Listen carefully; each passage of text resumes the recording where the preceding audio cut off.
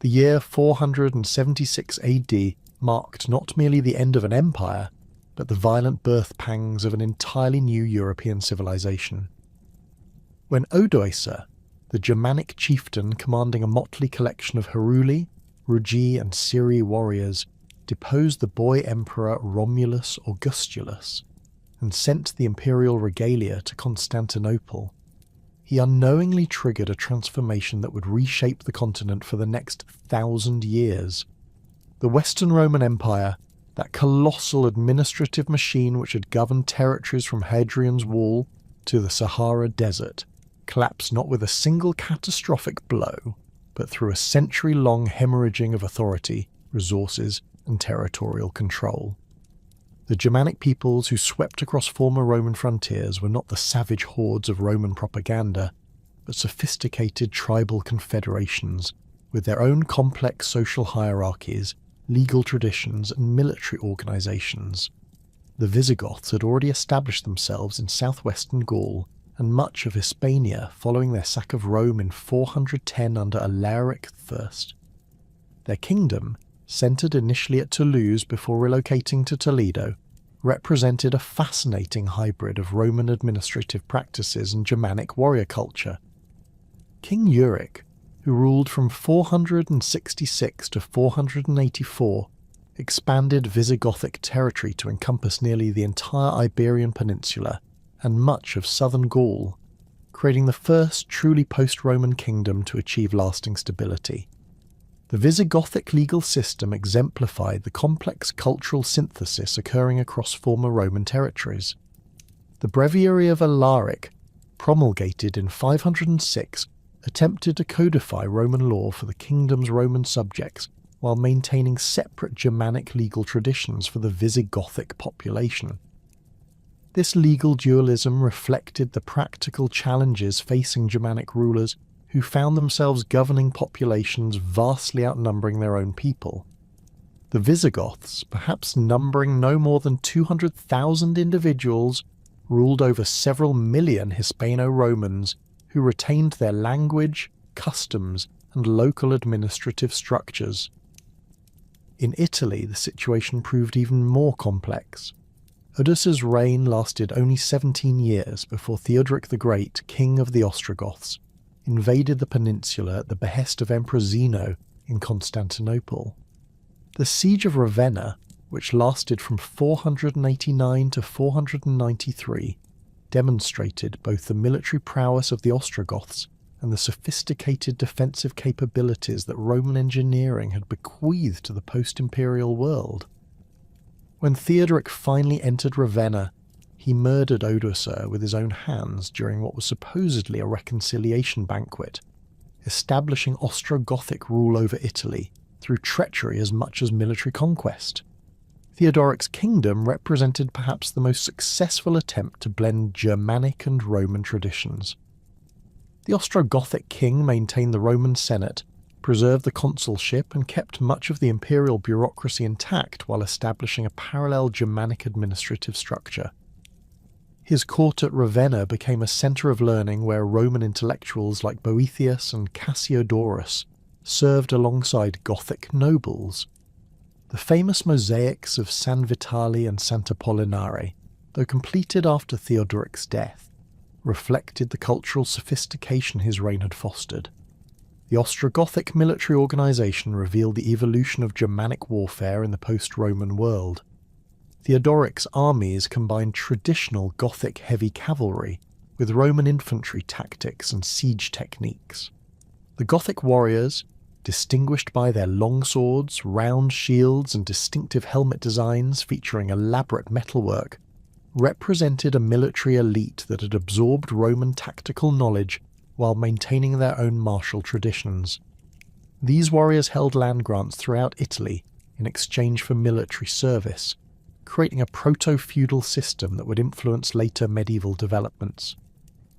North of the Alps, the Frankish kingdoms emerged as the most dynamic and ultimately most successful of the Germanic successor states. Unlike the Visigoths and Ostrogoths, who had migrated as unified peoples under royal leadership, the Franks represented a confederation of tribes that had gradually expanded westward, from their original territories along the Rhine. Clovis I, who ruled from approximately 481 to 511, transformed this loose confederation into a unified kingdom stretching from the Loire to the Rhine through a combination of military conquest, political marriage, and religious conversion. Clovis's conversion to Catholic Christianity around 496, following his victory over the Alemanni at the Battle of Tolbiac, represented a crucial turning point in European history. Unlike the Arian Christianity adopted by most other Germanic peoples, Clovis's embrace of Catholic orthodoxy aligned the Frankish kingdom with the religious allegiance of its Gallo-Roman subjects, and more importantly, with the powerful Gallic episcopate. This religious alignment provided the Franks with significant advantages in their subsequent conflicts with the Arian Visigoths and Burgundians. The Frankish legal system, codified in the Salic law during Clovis's reign, preserved many traditional Germanic customs while incorporating Roman legal concepts. The elaborate system of monetary compensation for crimes, known as Wehrgild, reflected the Germanic emphasis on preventing blood feuds through financial restitution.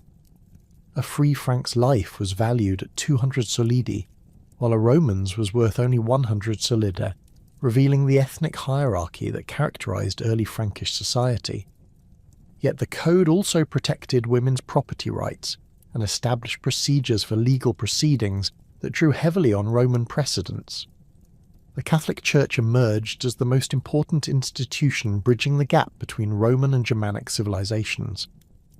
As imperial authority collapsed, bishops often found themselves serving as the de facto administrators of their cities, negotiating with Germanic kings, organizing food distribution, and maintaining public order. The episcopal courts handled civil disputes, while monasteries preserved classical manuscripts and maintained schools that kept literacy alive during the transition period. Pope Gregory the Great, who served from 590 to 604, exemplified the Church's expanding temporal authority. His correspondence reveals a pope who functioned as much as a secular ruler as a spiritual leader, negotiating with the Lombard kings who had invaded Italy in 568, organising the defence of Rome and managing vast ecclesiastical estates throughout the former Western Empire.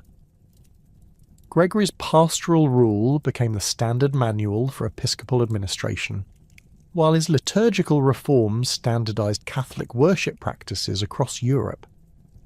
Monasticism provided another crucial mechanism for cultural preservation and transmission.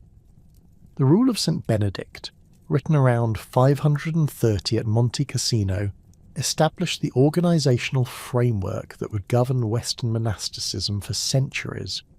Benedictine monasteries became centers of agricultural innovation, manuscript copying, and education. The monastic scriptoriums preserved not only Christian texts, but also classical works by Virgil, Cicero, and other Roman authors, ensuring their survival through the turbulent centuries ahead. The transformation of urban life represented one of the most dramatic changes of this period. Roman cities, with their forums, baths, theatres, and elaborate infrastructure, gradually gave way to smaller, more defensible settlements centred around episcopal complexes or royal courts. Trier, once the capital of Gaul and home to over 100,000 inhabitants, shrank to perhaps 10,000 residents by 600 AD. The magnificent Roman baths fell into disrepair, while the population concentrated around the cathedral and its associated buildings. Yet this urban decline did not represent simple decay, but rather adaptation to new economic and political realities. The Mediterranean trade networks that had sustained Roman urbanism gradually gave way to more localized exchange systems. Germanic kings established their courts in former Roman cities but transformed them according to their own needs and traditions.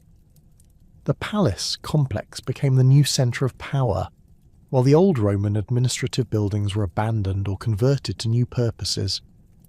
The economic foundations of the new Germanic kingdoms differed substantially from those of the Roman Empire. Where Rome had relied on taxation, tribute and slave labour, The Germanic kingdoms operated through personal relationships between kings and their warrior followings. Land grants, gifts of weapons and jewellery, and shares of plunder bound the Germanic military elite to their rulers through ties of personal loyalty rather than bureaucratic obligation. This transformation of economic relationships had profound implications for European development. The Roman system of standardized coinage gradually gave way to a more primitive exchange economy based on barter and gift-giving. Gold solidi continued to circulate, particularly in the Mediterranean regions, but silver and bronze coinage became increasingly rare. The elaborate Roman tax system, with its professional collectors and detailed records, collapsed as Germanic kings proved unable or unwilling to maintain such complex administrative machinery. Agricultural practices also evolved during this transitional period. The Roman villa system, with its slave-worked latifundia, gradually gave way to smaller holdings worked by free peasants or semi-free coloni. Germanic agricultural techniques, particularly the heavy plough capable of turning the dense soils of northern Europe, slowly spread southward. The three-field system, which would become standard in medieval agriculture, began to emerge in Frankish territories during the 6th century. The military technologies and tactics of the Germanic peoples represented a significant departure from Roman practices. Where Roman legions had relied on disciplined infantry formations supported by auxiliary cavalry, Germanic armies centred on heavily armed warrior elites, fighting primarily on horseback or as heavily armoured foot soldiers. The Francisca, the distinctive Frankish throwing axe, became a symbol of Germanic military prowess, while the long swords carried by Gothic and Lombard warriors demonstrated sophisticated metallurgical skills. Fortification techniques also evolved as Germanic kings adapted Roman defensive strategies to their own needs. The great Roman frontier fortifications like Hadrian's Wall were gradually abandoned, but new defensive structures emerged around royal residences and important monasteries. These early medieval fortifications, often built on hilltops or other naturally defensive positions, represented the ancestors of the great castles that would dominate the later medieval landscape. The linguistic transformation of Europe during this period reflected the broader cultural changes occurring across the continent. Latin remained the language of the Church and of what remained of formal administration, but the spoken Latin of the provinces gradually evolved into the Romance languages.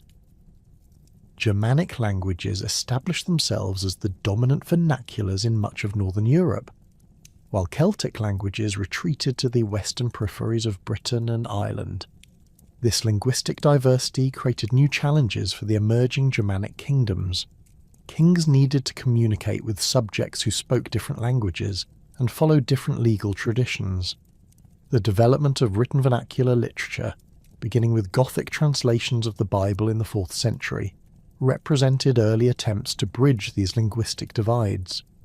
The period from 476 to 600 AD thus witnessed not merely the collapse of Roman authority, but the emergence of entirely new forms of political, social, and cultural organisation. The Germanic kingdoms that arose on Roman ruins combined elements of both traditions while developing innovative solutions to the challenges of governing populations across vast territories. These hybrid institutions would provide the foundation for the remarkable expansion and development of medieval European civilization in the centuries that followed. The Germanic kingdoms established in the wake of Rome's collapse faced an inevitable test of survival as the 7th century drew to a close. While the Visigothic kingdom in Hispania had achieved remarkable stability and the Lombards consolidated their grip on northern Italy, it was the Frankish realm that would emerge as the dominant force in Western Europe. The Merovingian dynasty, descendants of Clovis, had ruled the Franks for over 2 centuries, but their power had gradually eroded as real authority shifted to the palace mayors who controlled the royal household and commanded the kingdom's military forces. The Battle of Tertry in 687 marked the decisive moment when Charles Martel's grandfather, Pepin of Herstal, defeated the Neustrian mayor Berchar and established Austrasian dominance over the entire Frankish realm. This victory consolidated power in the hands of the Pepinid family, who would later become known as the Carolingians after Charles Martel's son Charlemagne. Pepin of Herstal's control extended from the Rhine eastward into Thuringia and southward to the borders of Burgundy, creating the largest unified territory in Western Europe since the fall of Rome. Charles Martel, who assumed power as mayor of the palace in 714, transformed the Frankish military into the most formidable fighting force of the early 8th century. His nickname Martel, meaning hammer, reflected his reputation for crushing enemies through relentless campaigning and tactical innovation. Charles reorganised the Frankish army around heavily armed cavalry, requiring his followers to maintain war horses and the expensive equipment necessary for mounted combat. This military revolution demanded substantial resources, which Charles obtained by secularising church lands and redistributing them to his warriors in exchange for military service. The Frankish heavy cavalry that emerged under Charles Martel represented a significant evolution from earlier Germanic military practices. These mounted warriors wore burny mail shirts extending to their knees, carried round shields reinforced with iron bosses, and wielded long spears designed for mounted combat. Their horses, bred for size and strength rather than speed, could carry the weight of an armoured warrior while maintaining the mobility necessary for effective cavalry charges. The stirrup, introduced from the east during this period, provided the stability needed for mounted warriors to deliver devastating lance attacks without being unseated.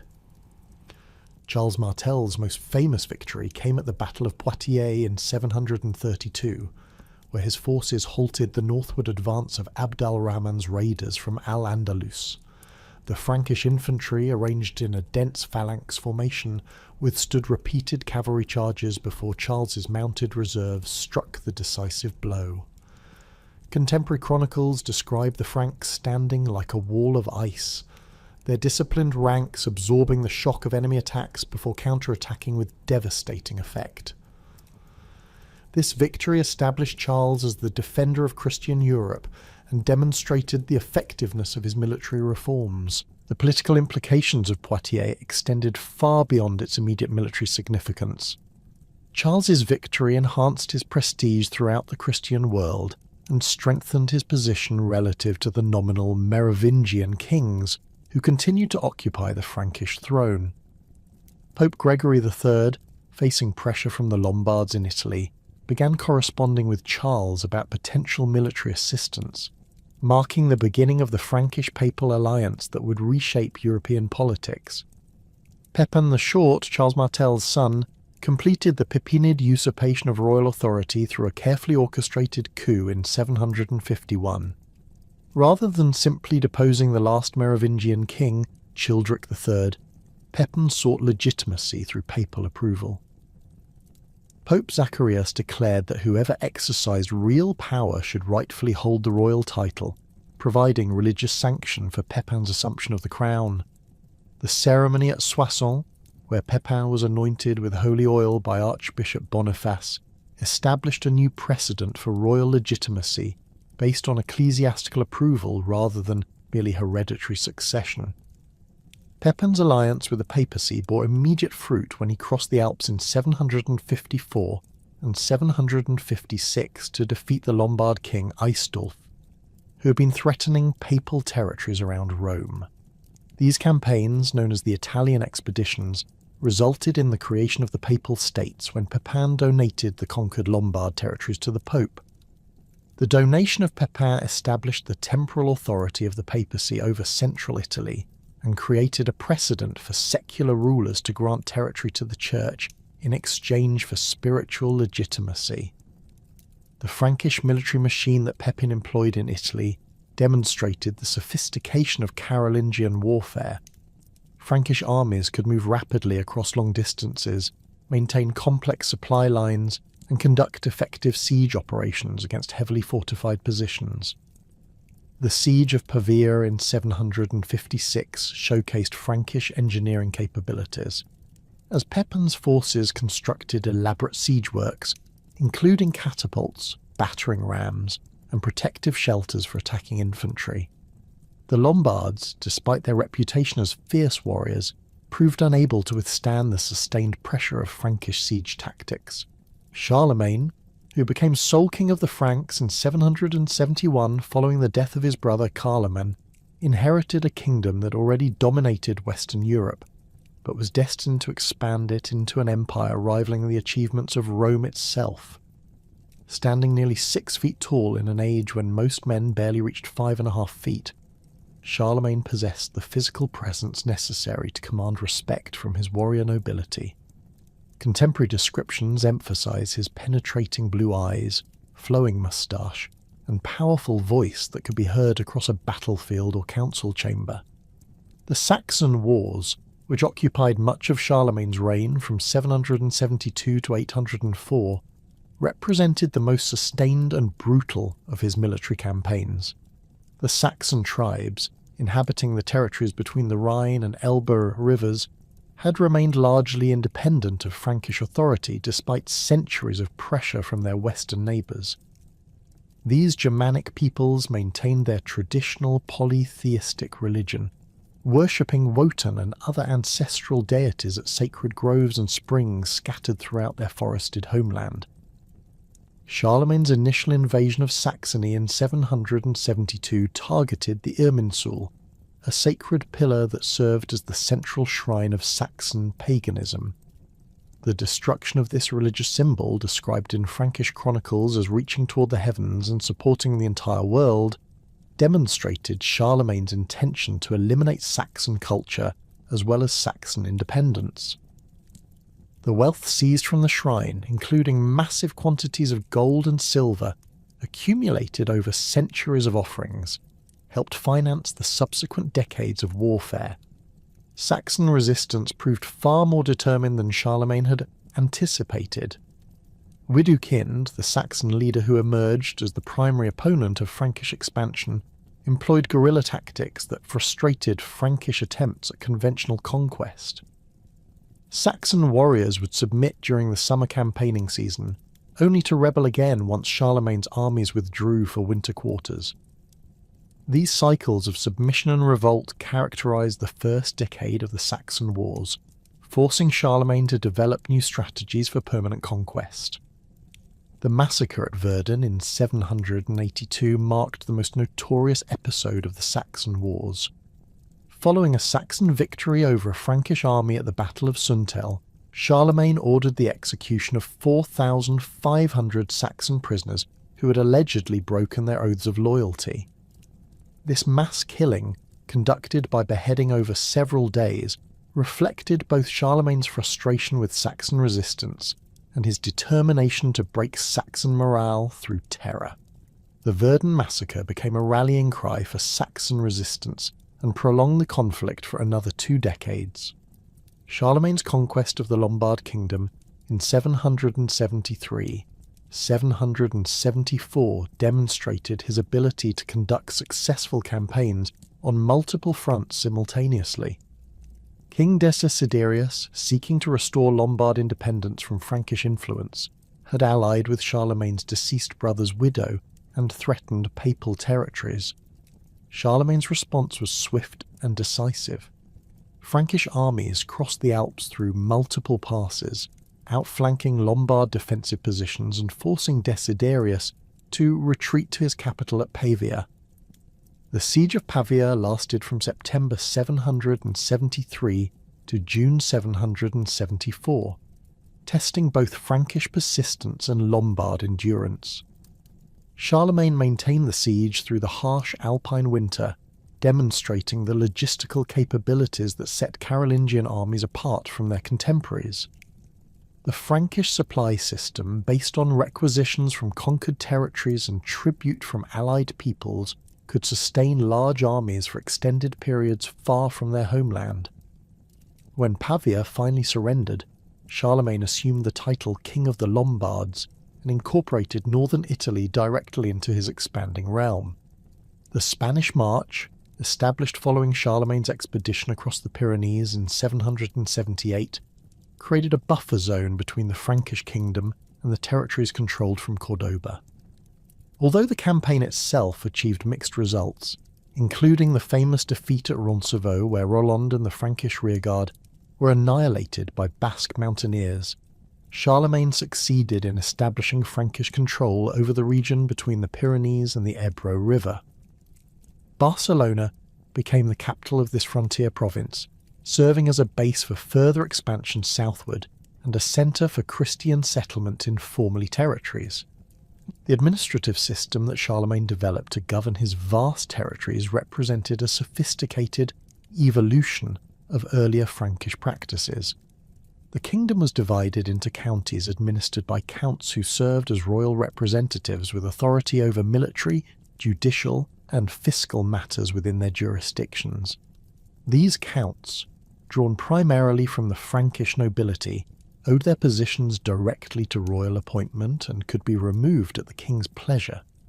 The system provided centralised control while accommodating local variations in law and custom. Charlemagne's missi dominici, royal envoys who travelled throughout the empire inspecting local administration and hearing appeals, ensured that royal authority remained effective even in distant provinces. These investigators, typically consisting of one ecclesiastical and one lay official, possessed broad powers to correct abuses, settle disputes, and report on local conditions. The capitularies they carried contained detailed instructions for local officials, covering everything from military obligations to market regulations and judicial procedures. The Carolingian educational revival began as a practical necessity for effective governance, but evolved into a comprehensive program of cultural renewal. Charlemagne's court attracted scholars from throughout Europe, including Alcuin of York, Peter of Pisa, Paul the Deacon, and Theodulf of Orleans. These intellectuals, representing the most advanced learning of their time, established schools and scriptoriums that would preserve and transmit classical knowledge to future generations. Alcuin's influence on Carolingian education proved particularly significant. This Anglo-Saxon scholar, educated at the Cathedral School of York, brought to Charlemagne's court the most advanced pedagogical methods available in contemporary Europe. Alcuin reorganised the palace school, established standardised curricula for cathedral and monastery schools throughout the empire, and supervised the production of corrected texts of classical and Christian authors. His educational programme emphasised the trivium of grammar, rhetoric, and dialectic as the foundation for all higher learning. The Carolingian minuscule script, developed in the scriptoriums supervised by Alcuin and his associates, revolutionised medieval literacy. This clear, standardised handwriting replaced the various local scripts that had made manuscripts difficult to read and copy accurately. The new script facilitated the production of corrected texts and enabled the rapid dissemination of written materials throughout the empire. Modern printed letters derive directly from Carolingian minuscule, demonstrating the lasting influence of this educational reform. Monastic scriptoriums became the centres of manuscript production and preservation during the Carolingian period. The Abbey of Tours, under Alcuin's direction, produced magnificent illuminated manuscripts, including multiple copies of the Bible, works by the Church Fathers, and classical texts by Virgil, Cicero, and Livy. These scriptoriums employed teams of scribes, illuminators, and bookbinders who could produce hundreds of manuscripts annually. The survival of classical literature depends largely on copies made in Carolingian scriptoriums, as most earlier manuscripts have been lost. The Palace School at Aachen attracted students from throughout Europe and served as a model for educational institutions across the empire. Young nobles received instruction in Latin grammar, rhetoric, mathematics, astronomy, and theology, alongside practical training in military skills and court etiquette. This educational program created a literate administrative class, capable of implementing royal policies and maintaining written records. The graduates of the Palace School staffed the royal chancery, served as counts and bishops, and established similar schools in their own territories. Charlemagne's coronation as Roman Emperor on Christmas Day 800 represented the culmination of his political achievements and marked a fundamental transformation in medieval political theory. Pope Leo III, facing serious accusations of misconduct from Roman nobles, sought Charlemagne's protection and support. The Frankish king's arrival in Rome to investigate these charges placed him in the position of judging the Pope himself, demonstrating the extent of his authority over ecclesiastical affairs. The coronation ceremony at St. Peter's Basilica followed carefully orchestrated symbolism designed to emphasize both imperial authority and papal legitimacy. As Charlemagne knelt in prayer before the altar, Pope Leo placed a golden crown upon his head, while the assembled Romans acclaimed him as Augustus and Emperor of the Romans. This acclamation, echoing the ceremonies of ancient Rome, suggested popular approval for the restoration of imperial authority in the West. The political implications of the imperial coronation extended far beyond ceremonial significance. Charlemagne's assumption of the imperial title challenged the exclusive claims of the Byzantine emperors to Roman legitimacy and established a rival centre of imperial authority in Western Europe. The Byzantines, who had regarded themselves as the sole heirs of Rome since 476, initially refused to recognise Charlemagne's imperial status, leading to diplomatic tensions and occasional military conflicts. The relationship between emperor and pope established by the coronation created lasting tensions within medieval political theory. While Charlemagne clearly dominated Pope Leo and treated the papacy as subordinate to imperial authority, the fact that the pope had crowned the emperor suggested papal superiority in spiritual matters. This ambiguity would generate centuries of conflict between imperial and papal claims to supreme authority over Christian Europe. Charlemagne's imperial court at Aachen consciously emulated the grandeur of ancient Rome, while incorporating distinctly Frankish and Christian elements.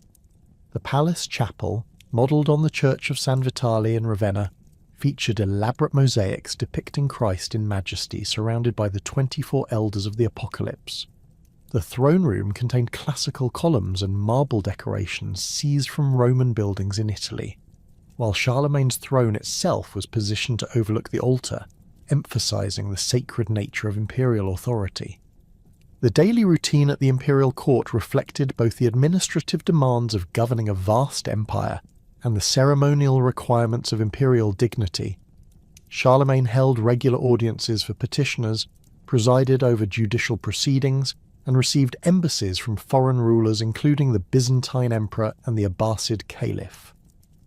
The elaborate court ceremonial, influenced by Byzantine practices but adapted to Frankish customs, reinforced the emperor's exalted status while maintaining the personal relationships that bound the Frankish nobility to their ruler.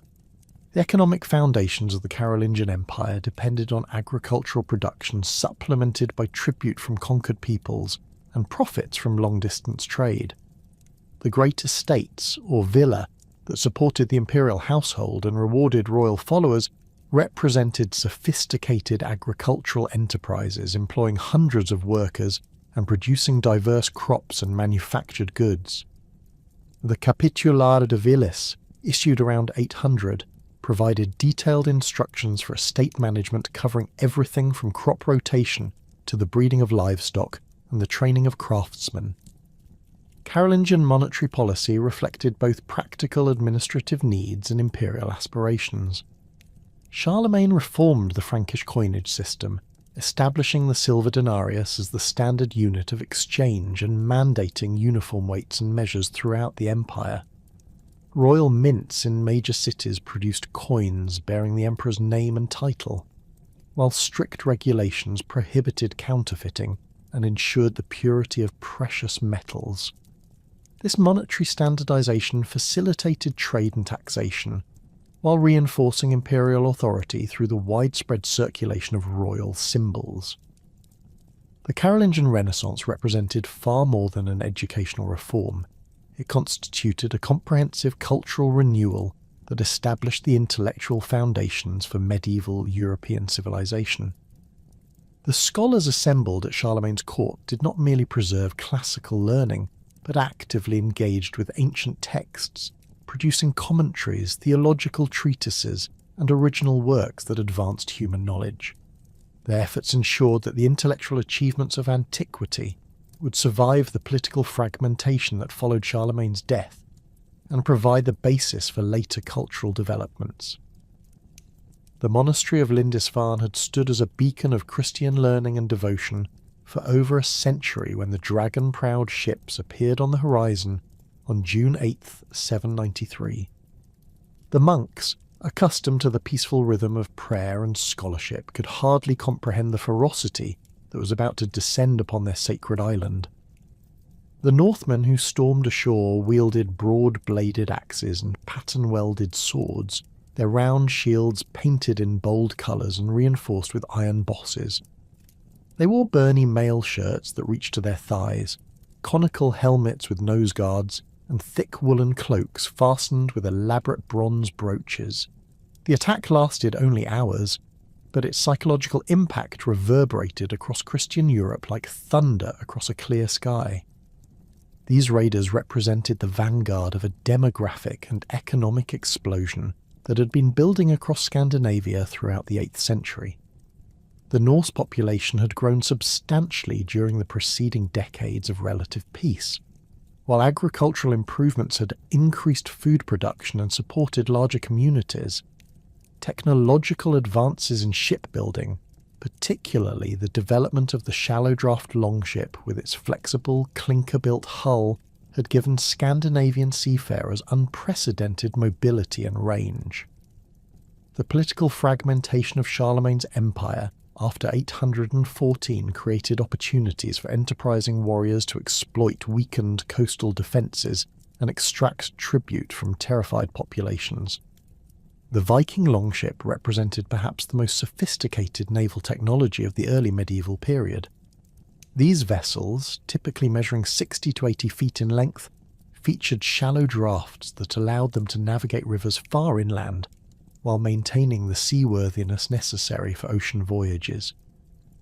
The flexible construction, with overlapping oak planks held together by iron rivets and leather lashings, enabled the ships to bend with ocean swells rather than breaking apart in heavy seas. A single square sail woven from wool provided propulsion in favourable winds, while 32 oars allowed the crew to maintain speed and manoeuvrability regardless of weather conditions. The crews that manned these vessels came from all levels of Scandinavian society, united by the prospect of wealth and glory rather than social status. Jarls, the wealthy landowners who often organised raiding expeditions, fought alongside carls, free farmers seeking to improve their fortunes, and even thralls who could earn their freedom through distinguished service. Each warrior brought his own weapons and equipment, creating a diverse array of military gear that reflected both personal wealth and regional preferences. Danes favoured the long-handled battle-axe, while Norwegians preferred the broad-bladed sword, and Swedes often carried the skrammersax, a single-edged fighting knife that could serve as both weapon and tool. The initial phase of Viking expansion focused primarily on hit-and-run raids against monasteries and coastal settlements that offered rich plunder with minimal resistance. The monastery of Rathlin Island fell to Norwegian raiders in 795, followed by attacks on Iona, Lambay Island, and dozens of other ecclesiastical sites along the Irish coast. These religious foundations had accumulated substantial wealth through centuries of donations and land grants, making them irresistible targets for raiders who faced no organised military opposition. The monks' commitment to pacifism and their isolated locations made them particularly vulnerable to sudden attacks from the sea. Viking tactical doctrine emphasised speed, surprise, and psychological warfare over prolonged combat. Raiding parties typically numbered between 30 and 60 warriors, small enough to maintain mobility while large enough to overwhelm local defences. The raiders would beach their ships at dawn, strike swiftly at their target, and withdraw before organised resistance could materialise. The mere sight of dragon-headed prows on the horizon was often sufficient to cause coastal populations to flee inland, abandoning their possessions to the approaching Northmen. The wealth extracted from these early raids transformed Scandinavian society and provided the resources necessary for larger and more ambitious expeditions. Silver coins from the Carolingian Empire, Anglo-Saxon England, and the Islamic world flowed northward in unprecedented quantities, creating new forms of social stratification based on accumulated treasure rather than traditional land ownership. Successful raiders invested their profits in larger ships, better equipment, and expanded households that could support more ambitious ventures. The establishment of permanent Viking bases marked a fundamental shift from seasonal raiding to systematic conquest and settlement. The great army that landed in East Anglia in 865 represented a new type of Viking force, numbering in the thousands rather than dozens, and equipped for extended campaigning rather than quick raids.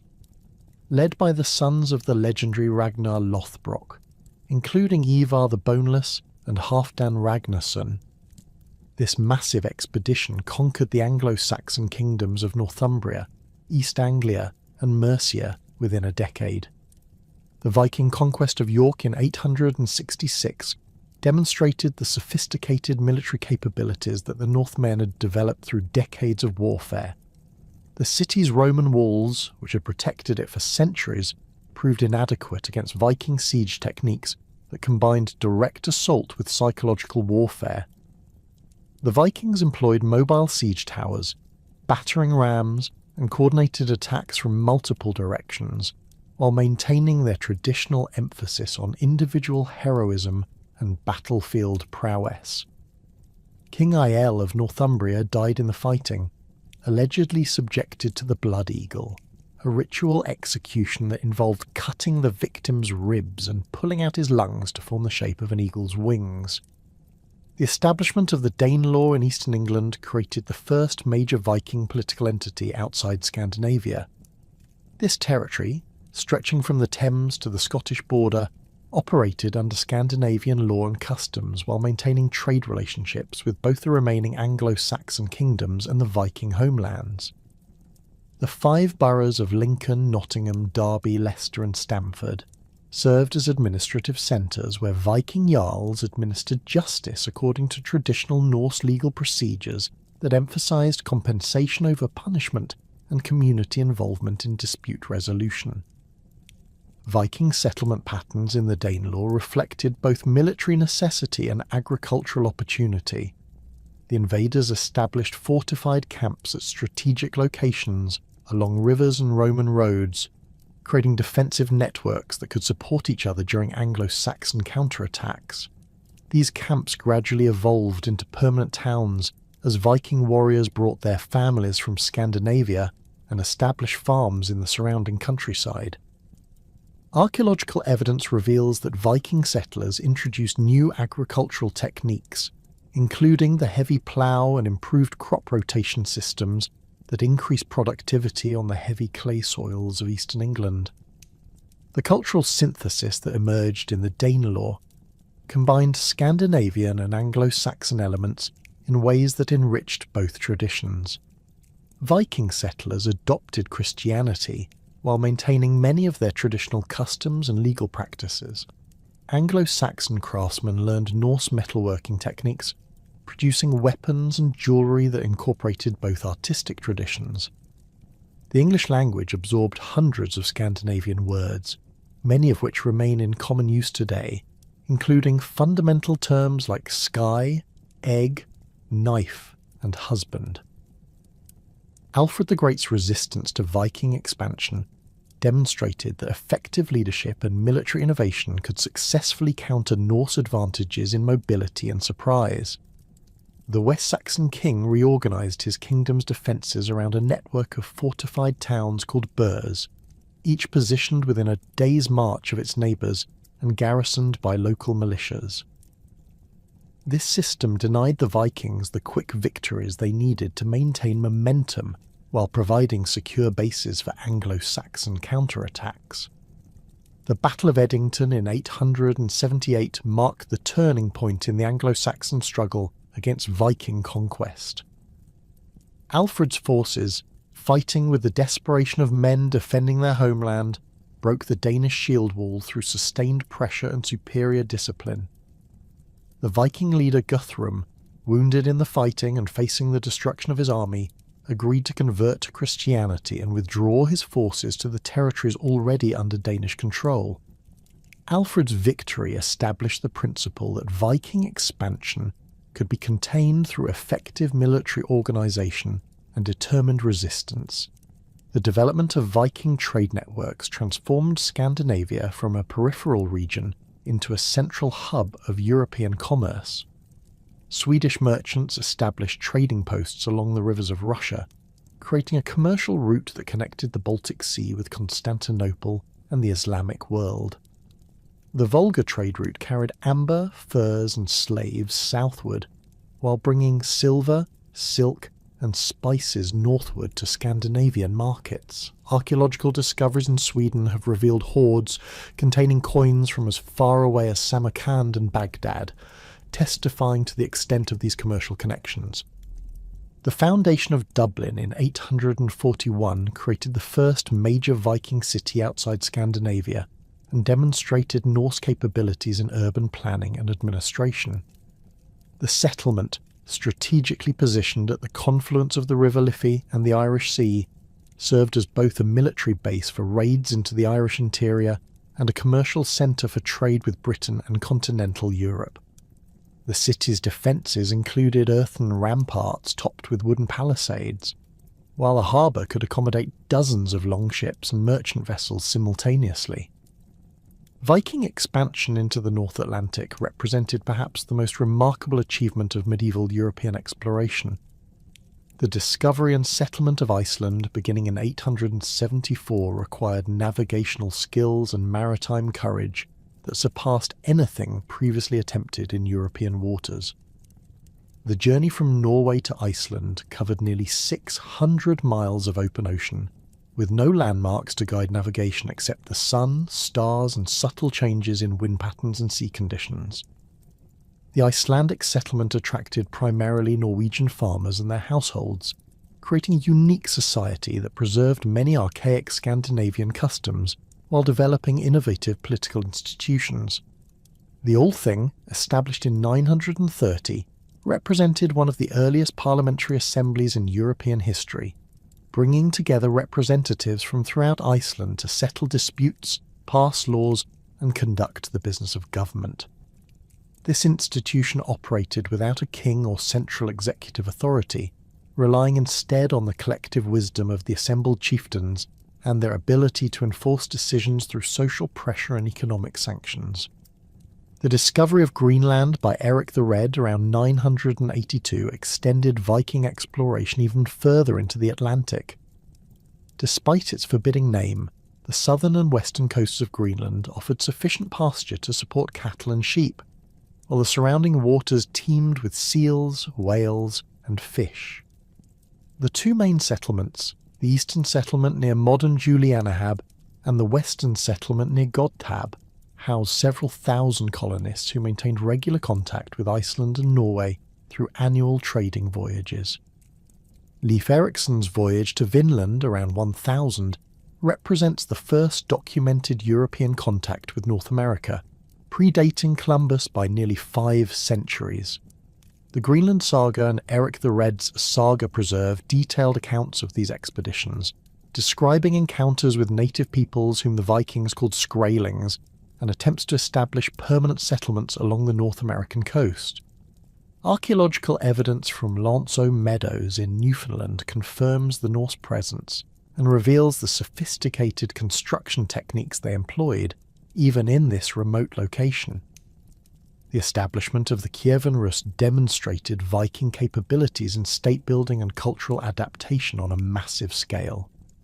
Swedish warriors and merchants, known as Varangians, penetrated deep into the Russian river system during the 9th century, establishing trading posts and military bases along the Dnieper, Volga and Don rivers. these Scandinavian adventurers gradually merged with the local Slavic population, creating a hybrid culture that combined Norse military traditions with Slavic agricultural practices and Byzantine administrative methods. The Varangian route to Constantinople became one of medieval Europe's most important commercial arteries, carrying northern products like amber, furs, honey, and wax southward, while bringing Byzantine silk, wine, and luxury goods northward to Scandinavian markets. The annual trading expeditions involved hundreds of merchants and thousands of tons of cargo, requiring sophisticated organisation and diplomatic agreements with the various peoples along the route. The commercial treaties between the Rus and Byzantium, preserved in contemporary chronicles, reveal the complexity and scale of this international trade network. The conversion of Scandinavia to Christianity represented a gradual process that extended over several centuries and profoundly transformed Viking society. The Danish king Harald Bluetooth's conversion around 960 marked a crucial turning point, as royal adoption of Christianity encouraged similar conversions among the nobility and eventually the general population. The great runestone at Jelling, erected by Harald to commemorate his parents and proclaim his Christian faith, symbolically marked the end of the pagan era in Danish history. The process of Christianization required significant adaptations on both sides, as missionary priests learned to accommodate Scandinavian customs, while Viking converts gradually abandoned practices incompatible with Christian doctrine. The warrior culture that had driven Viking expansion proved particularly difficult to reconcile with Christian teachings about peace and forgiveness. The concept of the Christian warrior, fighting in defense of the faith rather than for personal glory and plunder, provided a compromise that allowed former Vikings to maintain their martial traditions within a Christian framework. The establishment of bishoprics in major Scandinavian cities created institutional structures that supported the new religion while providing education and administrative services. The cathedral schools at Lund, Uppsala and Trondheim became centres of learning that preserved both Christian theology and traditional Scandinavian culture. These institutions trained a new generation of clerics who could communicate effectively with both Christian and pagan populations, facilitating the gradual transformation of Scandinavian society. The Norman conquest of Sicily and southern Italy demonstrated how Viking military traditions could be adapted to Mediterranean warfare and politics.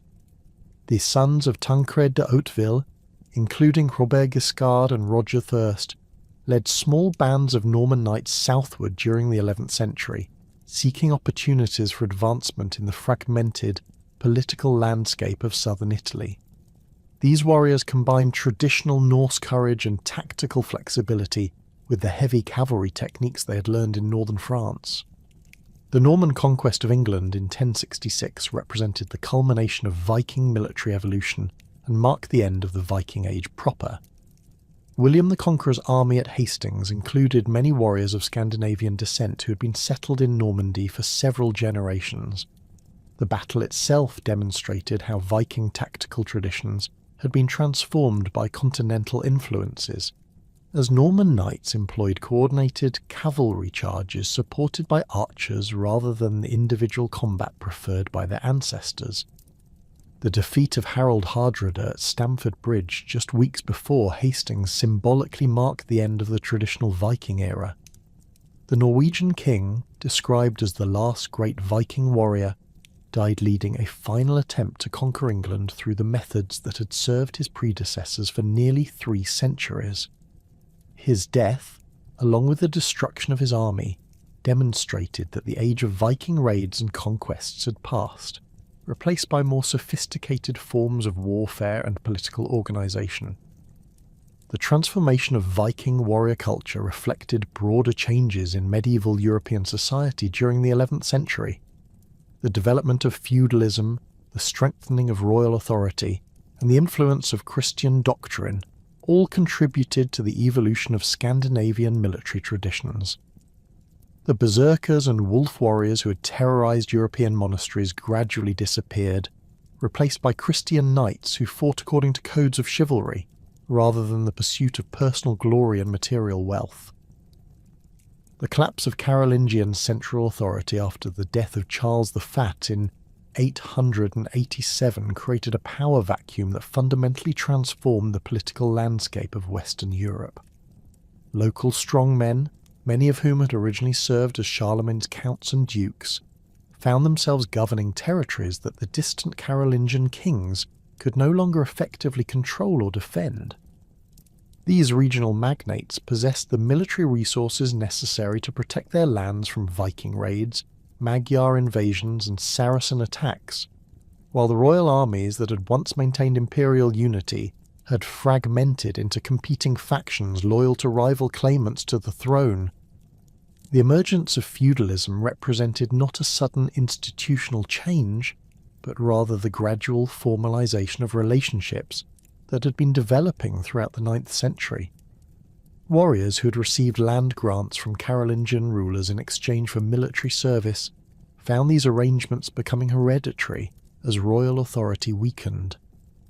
The personal bonds of loyalty that had bound Frankish nobles to their kings evolved into contractual relationships based on mutual obligation, with lords providing protection and land in return for military service and counsel from their vassals.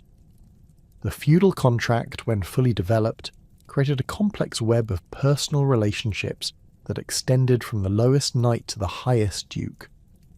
A typical ceremony of homage began with the prospective vassal kneeling before his lord and placing his hands between those of his superior, symbolically placing himself under the lord's protection.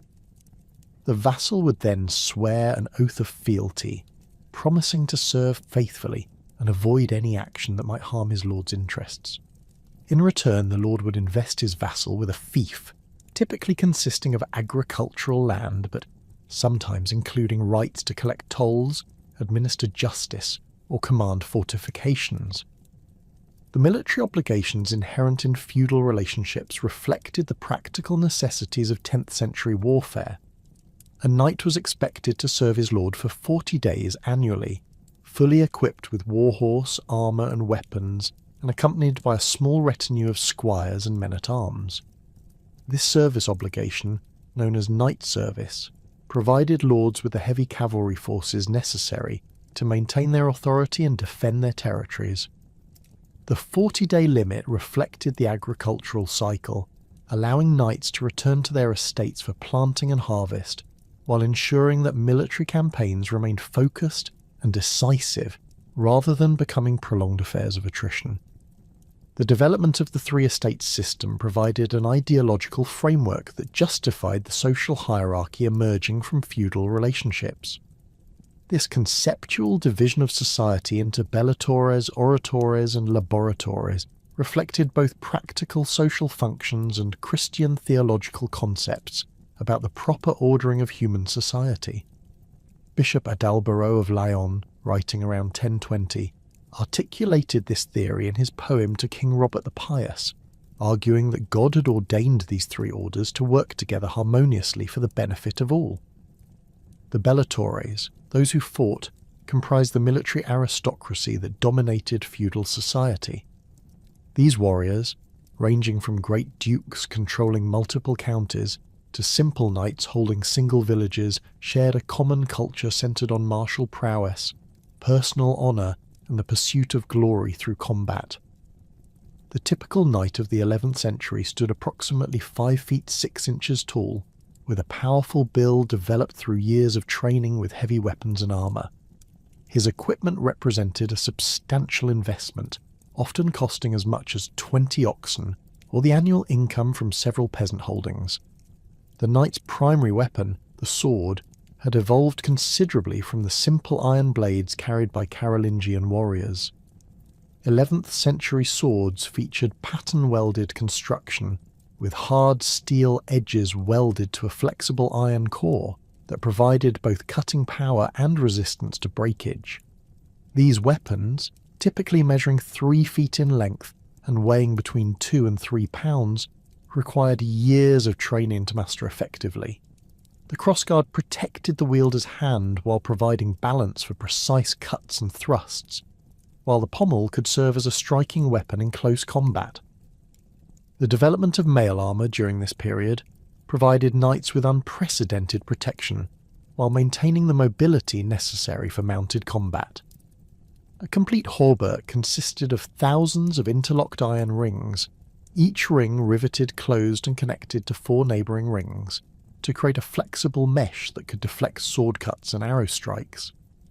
The construction of a single hauberk required several months of skilled labour, making such armour extremely expensive and limiting its availability to the wealthy warrior elite. The knight's warhorse represented perhaps his most valuable possession, carefully bred and trained for the specific demands of medieval combat. These animals, known as destriers, stood approximately 15 hands high and possessed the strength necessary to carry an armoured rider while maintaining speed and agility in battle. The high-backed war saddle, equipped with a prominent cantle and reinforced stirrups, provided the stability needed for effective lance combat, while allowing the rider to remain mounted during the violent collision of cavalry charges. The lance had become the knight's primary offensive weapon by the late 10th century, transforming mounted warfare from individual combat to coordinated mass charges. These weapons, typically measuring 12 feet in length and constructed from ash or oak wood, featured steel points designed to penetrate mail armour through concentrated force rather than cutting action. The technique of couched lance combat, with the weapon held firmly under the right arm and supported by the body's momentum, allowed knights to deliver devastating attacks that could unhorse opponents or pierce through multiple ranks of infantry.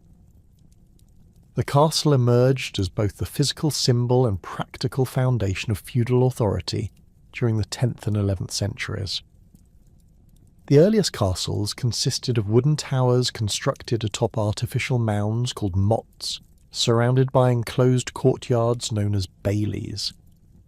These structures, which could be erected in a matter of weeks using local labour and materials, provided secure bases from which lords could control their territories and defend against hostile neighbours. The motte and bailey design reflected both military necessity and available construction technology. The motte, typically rising 30 to 50 feet above the surrounding countryside, provided an elevated platform for observation and defence while making assault extremely difficult. The wooden tower, or keep, housed the lord's family and most valuable possessions, while serving as the final refuge during sieges. The bailey contained workshops, stables, and quarters for the garrison, creating a self-sufficient community capable of withstanding extended blockades. Castle construction required substantial resources and demonstrated the lord's authority over his territory. The earth for a typical motte required the labour of dozens of workers for several months, while the timber for the tower and palisades demanded access to extensive forests. The specialised craftsmen needed for construction, including carpenters, blacksmiths and masons, represented a significant expense that only wealthy lords could afford. The completed castle served as a visible reminder of feudal authority, dominating the surrounding landscape and demonstrating the lord's power to protect his followers and punish his enemies. The oratores, those who prayed, encompassed the clergy from humble parish priests to powerful bishops and abbots. The church had emerged from the Carolingian period as the largest landowner in Western Europe, controlling perhaps 1/3 of all agricultural land through donations accumulated over centuries. This vast wealth provided the economic foundation for the church's political influence, while creating tensions between spiritual and temporal authority that would characterize medieval politics. The Benedictine monasteries that dotted the European landscape served as centres of agricultural innovation, manuscript preservation, and technological development. The Abbey of Cluny, founded in 909, pioneered monastic reforms that spread throughout Europe and demonstrated the potential for religious institutions to accumulate enormous wealth and influence. The Cluniac houses, eventually numbering over 1,000 monasteries, operated as a vast international network that transcended political boundaries and provided alternatives to purely secular sources of authority. Monastic communities developed sophisticated agricultural techniques that increased productivity and supported larger populations. The three-field system, which divided arable land into sections planted with winter grain, spring grain, and left fallow in rotation, represented a significant improvement over earlier farming methods. This system increased yields while maintaining soil fertility, supporting the population growth that characterized the 11th century. Monastic estates also pioneered the use of watermills for grinding grain and fulling cloth, technologies that would transform medieval manufacturing. The scriptorium remained the heart of monastic intellectual life, where monks copied manuscripts, illuminated texts, and preserved the literary heritage of classical antiquity and early Christianity. The development of new ink formulations, improved parchment preparation, and standardized scripts facilitated the production of books on an unprecedented scale. The monastery of Monte Cassino alone produced over 1,000 manuscripts during the 11th century, while scriptoriums throughout Europe copied works by Virgil, Ovid, Cicero, and other classical authors whose writings might otherwise have been lost. The laboratores, those who worked, comprised the vast majority of the population and provided the agricultural surplus that supported the military and clerical elites. The peasantry of the 11th century lived in small villages clustered around manor houses, with their daily lives governed by the agricultural cycle and the obligations owed to their lords. The typical peasant family occupied a single-room dwelling constructed of timber and daub, with a thatched roof and earthen floor that housed both humans and livestock during winter months. The manor system that emerged during this period created largely self-sufficient economic units that combined agricultural production with basic manufacturing. A typical manor included the lord's domain land, worked by peasant labour services, and tenant holdings cultivated by individual families in exchange for rent and feudal obligations. The manor court administered justice for minor offences, settled disputes between tenants, and enforced the customs that governed agricultural practices and social relationships.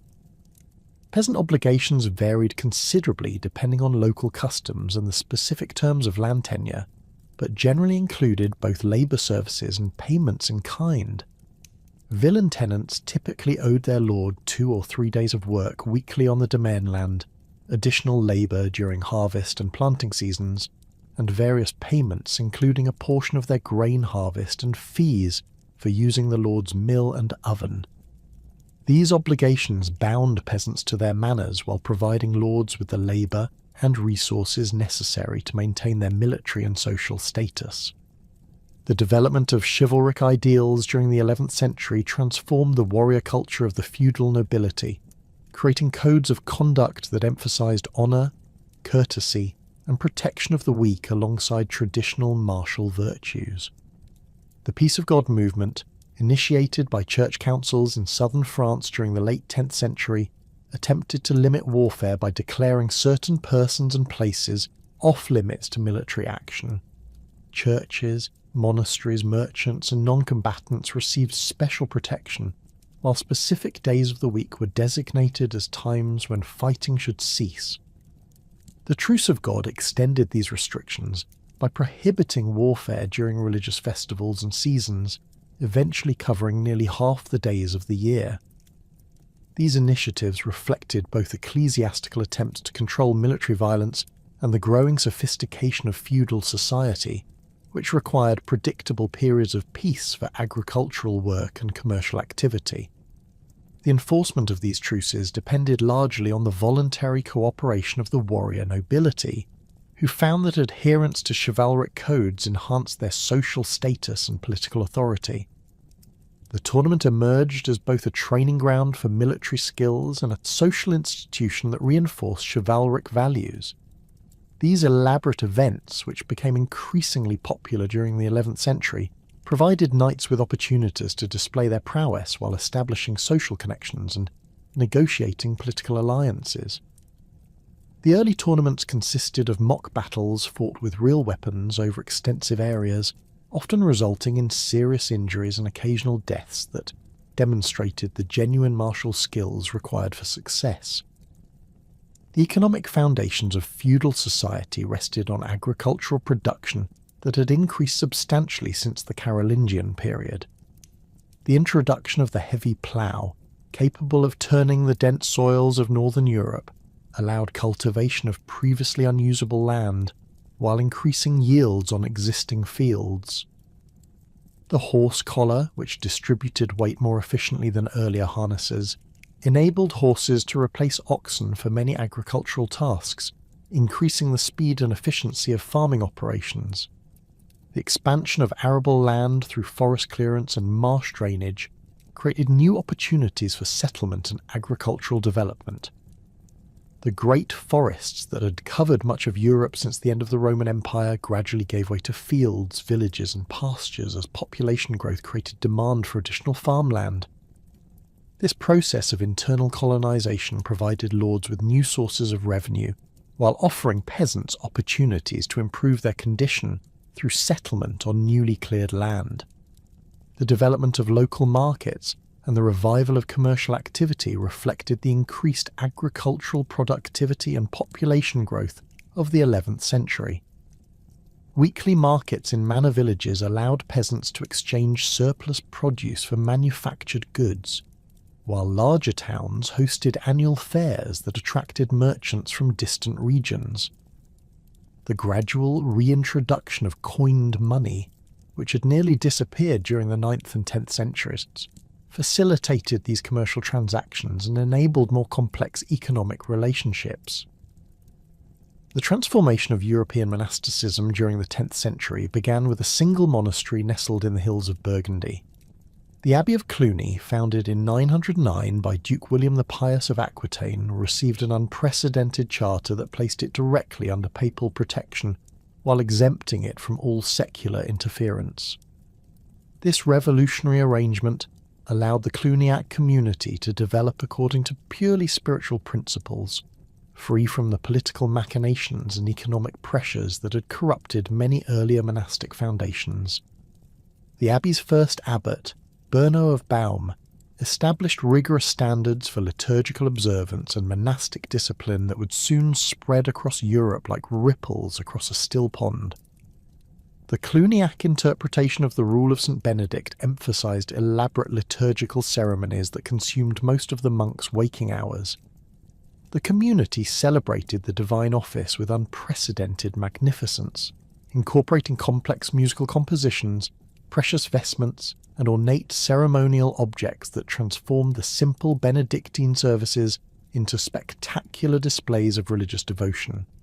The monks spent nearly 8 hours daily in choir, chanting the psalms and prayers that they believed maintained the cosmic balance between heaven and earth.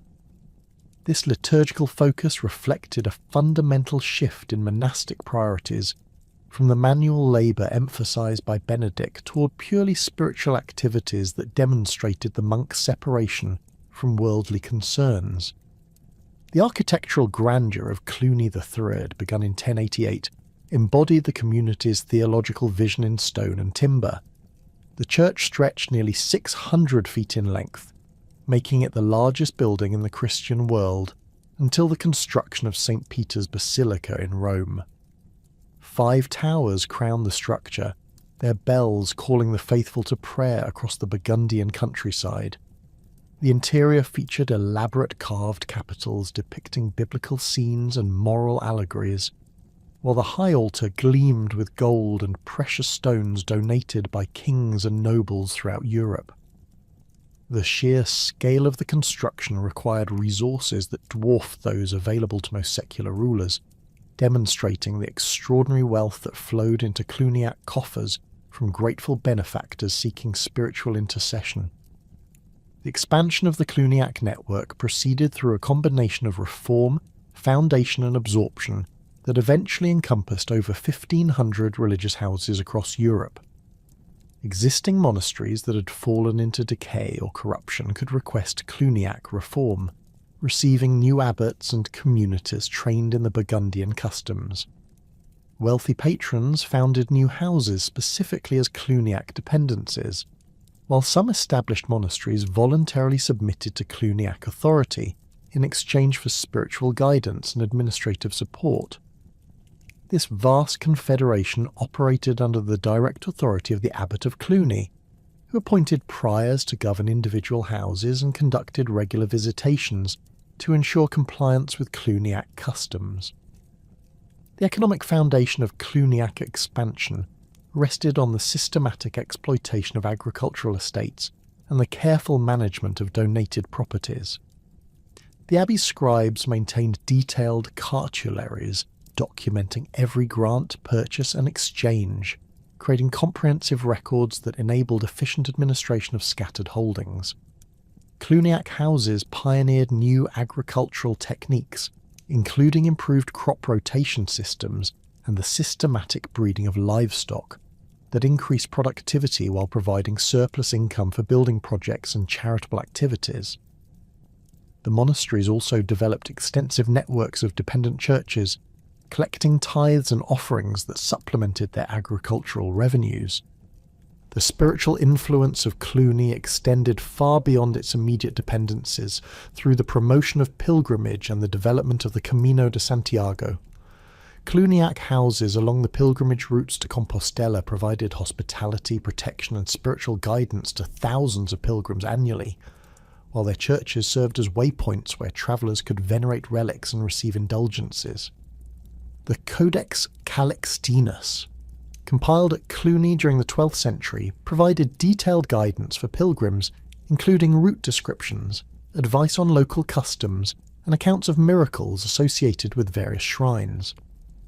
This systematic promotion of pilgrimage strengthened Cluniac influence throughout Europe while generating substantial revenues from grateful pilgrims. The relationship between the Cluniac monasteries and secular authorities reflected the complex tensions inherent in medieval society between spiritual and temporal power. Kings and nobles who founded or endowed Cluniac houses expected prayers for their souls and those of their families, along with political support during conflicts with rivals. The monks provided these services while maintaining their theoretical independence from secular interference, creating relationships that benefited both parties while occasionally generating conflicts over specific obligations and privileges. The Cluniac exemption from episcopal authority sometimes brought the monasteries into conflict with local bishops, who resented the loss of jurisdiction over wealthy religious houses within their dioceses. The investiture controversy that erupted during the late 11th century represented the most serious challenge to the medieval synthesis of spiritual and temporal authority since the coronation of Charlemagne. The immediate cause of the conflict lay in the competing claims of popes and emperors to control episcopal appointments, but the underlying issues involved fundamental questions about the nature of Christian society and the proper relationship between church and state. Emperor Henry IV's practice of investing bishops with ring and staff, the symbols of their spiritual authority, implied that episcopal power derived from imperial grant rather than divine appointment. Pope Gregory VII, elected in 1073, brought to the papal office a revolutionary vision of ecclesiastical independence that challenged centuries of imperial control over church appointments. Born Hildebrand of Savannah, Gregory had served as a papal legate and administrator for over 2 decades, gaining intimate knowledge of the corruption and political manipulation that characterized much of the contemporary church hierarchy. His Dictatus Papae, issued in 1075, articulated papal claims to universal authority that included the right to depose emperors, release subjects from oaths of allegiance, and exercise supreme jurisdiction over all Christian rulers. The confrontation between Gregory VII and Henry IV escalated rapidly from diplomatic protests to open warfare that divided Europe into competing factions. Henry's appointment of Tedald as Archbishop of Milan in defiance of papal objections prompted Gregory to threaten excommunication unless the emperor submitted to papal authority over episcopal appointments. Henry responded by summoning a council of German bishops at Worms in 1076, where 24 prelates declared Gregory deposed from the papal office for exceeding his legitimate authority. This direct challenge to papal supremacy forced Gregory to employ the Church's ultimate spiritual weapon, excommunicating Henry and releasing his subjects from their oaths of loyalty. The political consequences of Henry's excommunication demonstrated the practical power that papal authority could wield over medieval rulers. The German nobility, many of whom had their own grievances against imperial policies, used the excommunication as justification for rebellion against Henry's rule. The princes demanded that Henry obtain papal absolution within a year or face deposition, forcing the emperor to undertake the humiliating journey to Canossa in the depths of winter 1077. The image of the Holy Roman Emperor standing barefoot in the snow outside Gregory's castle became one of the most powerful symbols of papal supremacy in medieval political thought. The reconciliation at Canossa, while temporarily resolving the immediate crisis, failed to address the fundamental issues that had caused the conflict. Henry received absolution after 3 days of public penance, but both parties interpreted the ceremony differently. Gregory viewed it as imperial submission to papal authority, while Henry considered it merely the fulfillment of technical requirements that allowed him to resume his imperial functions. The underlying tensions over investiture rights remained unresolved, leading to renewed conflict when Henry invaded Italy in 1081 and installed an antipope in Rome. The military campaigns that followed Gregory's flight from Rome revealed the limitations of papal power when confronted by determined imperial opposition. Henry's forces occupied the Eternal City in 1084, forcing Gregory to seek refuge in the Castel Sant'Angelo, while the imperial antipope Clement III performed Henry's imperial coronation. The intervention of Norman forces under Robert Guiscard rescued Gregory from immediate danger, but resulted in the sack of Rome and the Pope's exile to Salerno, where he died in 1085, still defiant but politically defeated.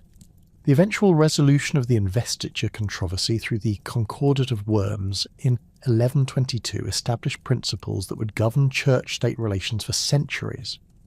The agreement distinguished between the spiritual and temporal aspects of episcopal office, allowing the emperor to invest bishops with secular authority while reserving spiritual investiture to ecclesiastical superiors.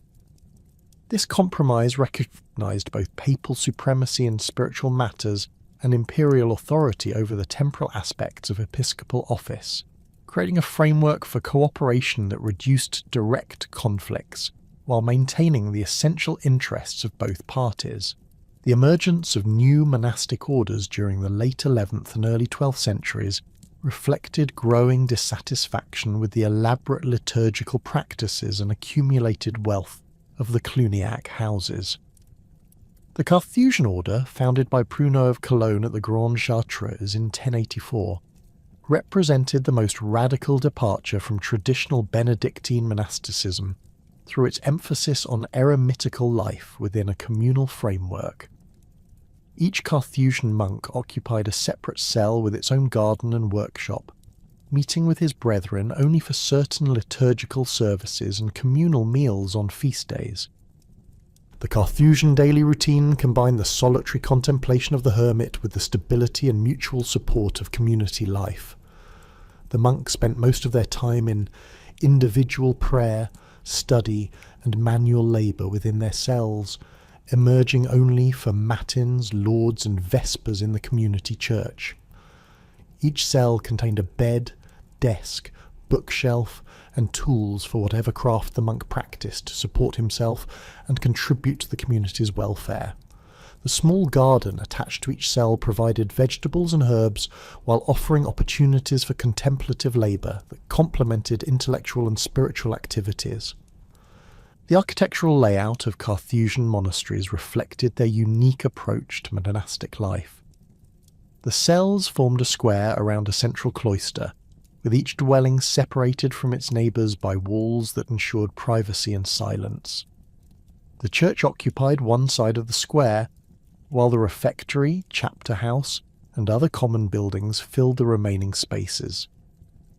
This arrangement allowed the community to function as a collection of hermitages while maintaining the institutional structure necessary for effective governance and spiritual direction. The Cistercian order, founded at Citeaux in 1098, pursued monastic reform through a return to the literal observance of the rule of St. Benedict, rejecting what they viewed as Cluniac corruptions of authentic Benedictine spirituality. The founding fathers of Citeaux, led by Abbot Robert of Molesme, sought to restore the balance between prayer, study, and manual labour that they believed Benedict had intended, while eliminating the elaborate ceremonies and material luxuries that characterise contemporary monasticism. Their white habits, worn instead of the traditional black, symbolise their commitment to purity and simplicity in all aspects of monastic life. Bernard of Clairvaux emerged as the most influential figure in Cistercian expansion and the dominant religious personality of the 12th century. Entering Citeaux in 1112 with 30 companions, including 4 of his brothers, Bernard combined extraordinary spiritual gifts with remarkable administrative abilities and rhetorical skills that made him the most sought-after preacher in Europe. His foundation of Clairvaux in 1115 began a period of explosive Cistercian growth that saw the establishment of over 300 houses within 50 years of the order's foundation. The Cistercian approach to agricultural development revolutionized medieval farming practices and contributed significantly to the economic expansion of the 12th century. The white monks deliberately established their monasteries in remote locations, often in marshes, forests, or other undeveloped areas that required extensive clearing and drainage before cultivation became possible. Their systematic approach to land improvement included the construction of elaborate systems of canals, dikes, and mills that transformed marginal lands into productive agricultural estates. The Cistercian use of conversi, or lay brothers, provided the labour force necessary for their ambitious agricultural projects while maintaining the contemplative focus of the choir monks. These lay brothers, who took monastic vows but did not participate in the full liturgical life of the community, handled the physical work of farming, construction and manufacturing that supported the monastery's operations. The conversi lived in separate quarters, followed a simplified religious routine, and remained under the authority of the choir monks while enjoying the spiritual benefits of monastic life. The technological innovations developed in Cistercian monasteries included improvements in hydraulic engineering, metallurgy, and agricultural equipment that spread throughout medieval Europe. The monks constructed sophisticated water management systems that powered mills for grinding grain, fulling cloth, and operating bellows for metalworking. Their forges produced iron tools and weapons of exceptional quality, while their workshops manufactured textiles, leather goods, and other products that generated substantial revenues for the communities. The architectural style developed by the Cistercians reflected their theological emphasis on simplicity and their rejection of decorative elements that might distract from prayer and contemplation. Cistercian churches featured clean lines, minimal ornamentation, and careful proportions that created spaces conducive to meditation and worship. The prohibition against figured sculpture, stained glass windows, and elaborate altarpieces created interiors of austere beauty that focused attention on the liturgical action rather than artistic display.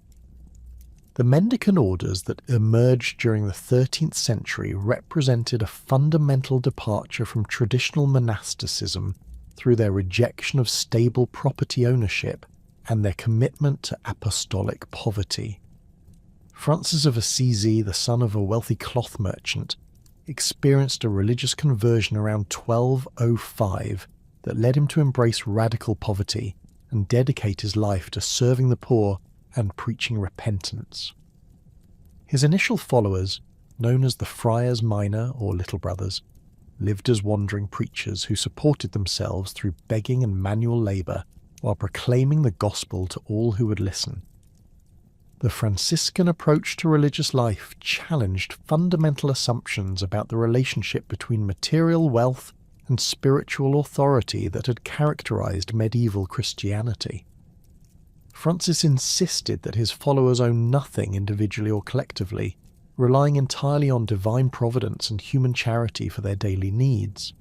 This radical poverty extended to their clothing, which consisted of rough tunics tied with rope cords, and their dwellings, which were simple huts or abandoned buildings that provided minimal shelter from the elements.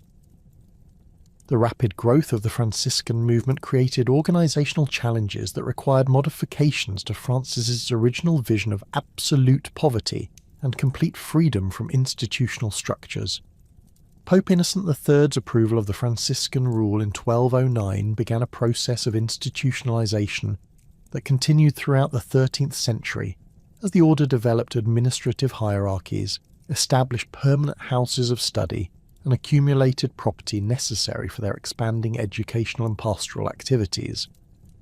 The Dominican order, founded by Domingo de Guzman around 1216, combined the mendicant commitment to apostolic poverty with a specific focus on preaching and theological education. Dominic's experience combating Cathar heresy in southern France had convinced him that effective preaching required thorough theological training and a lifestyle that demonstrated authentic Christian poverty. The Order of Preachers, as the Dominicans were officially known, established houses of study in major university towns and produced some of the most influential theologians and philosophers of the medieval period. The Dominican educational system created a network of schools that provided advanced training in theology, philosophy and preaching techniques for members of the order and secular students. The Studium Général at Paris became the model for Dominican houses of study throughout Europe, offering courses in scripture, systematic theology, and pastoral care that prepared friars for their preaching missions.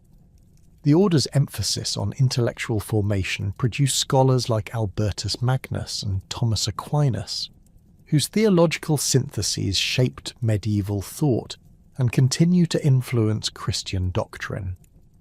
The construction of Gothic cathedrals during the 12th and 13th centuries represented the most visible expression of medieval Christian spirituality and the extraordinary resources that communities were willing to dedicate to religious purposes. The rebuilding of the Abbey Church of Saint-Denis under Abbot Suger between 1140 and 1144 established the architectural principles that would define Gothic style for the next 3 centuries.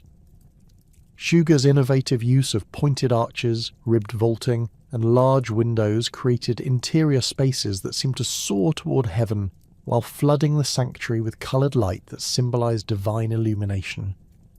The technical innovations that made Gothic architecture possible included the development of flying buttresses, which transferred the lateral thrust of high stone vaults to external supports while allowing the construction of walls that were primarily composed of windows.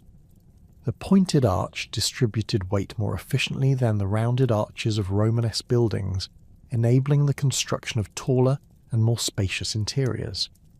The ribbed vault system concentrated structural loads on specific points, allowing builders to eliminate much of the solid wall mass that had characterized earlier architectural styles.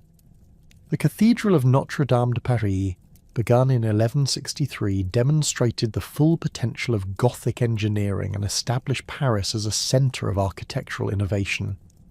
The cathedral's nave rose to a height of 115 feet, while its flying buttresses created a complex external skeleton that supported the stone vaults while maintaining the structural integrity of the building. The western facade featured 3 elaborately carved portals depicting the Last Judgment, the life of the Virgin Mary, and the story of Saint Anne, creating a comprehensive program of religious instruction for the largely illiterate population. The stained glass windows that filled Gothic churches created environments of extraordinary beauty, while serving important didactic functions for medieval congregations. The windows of Chartres Cathedral, completed during the early 13th century, contain over 150 individual scenes depicting biblical narratives, saints' lives, and moral allegories that provided comprehensive religious education for viewers who could not read written texts. The deep blues and reds that dominate these windows were produced through closely guarded techniques that achieved intensity and permanence unmatched by later glass-making methods. The financing of cathedral construction required unprecedented cooperation between ecclesiastical authorities, royal governments, and urban communities that demonstrated the central importance of religious faith in medieval society. The Cathedral of Amiens, begun in 1220, was funded through a combination of episcopal resources, royal grants, and contributions from the city's guilds and individual citizens. The construction process typically extended over several generations, with successive bishops, architects, and craftsmen contributing to projects that might require a century or more to complete. The social impact of cathedral building extended far beyond the religious sphere, creating employment for thousands of craftsmen and labourers, while stimulating related industries throughout the surrounding regions.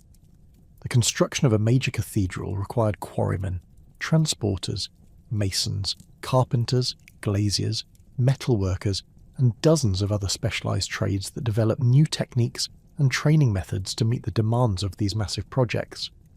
The cathedral schools that often accompanied these building campaigns provided education for clergy and laypeople while preserving and transmitting the technical knowledge necessary for continued architectural development.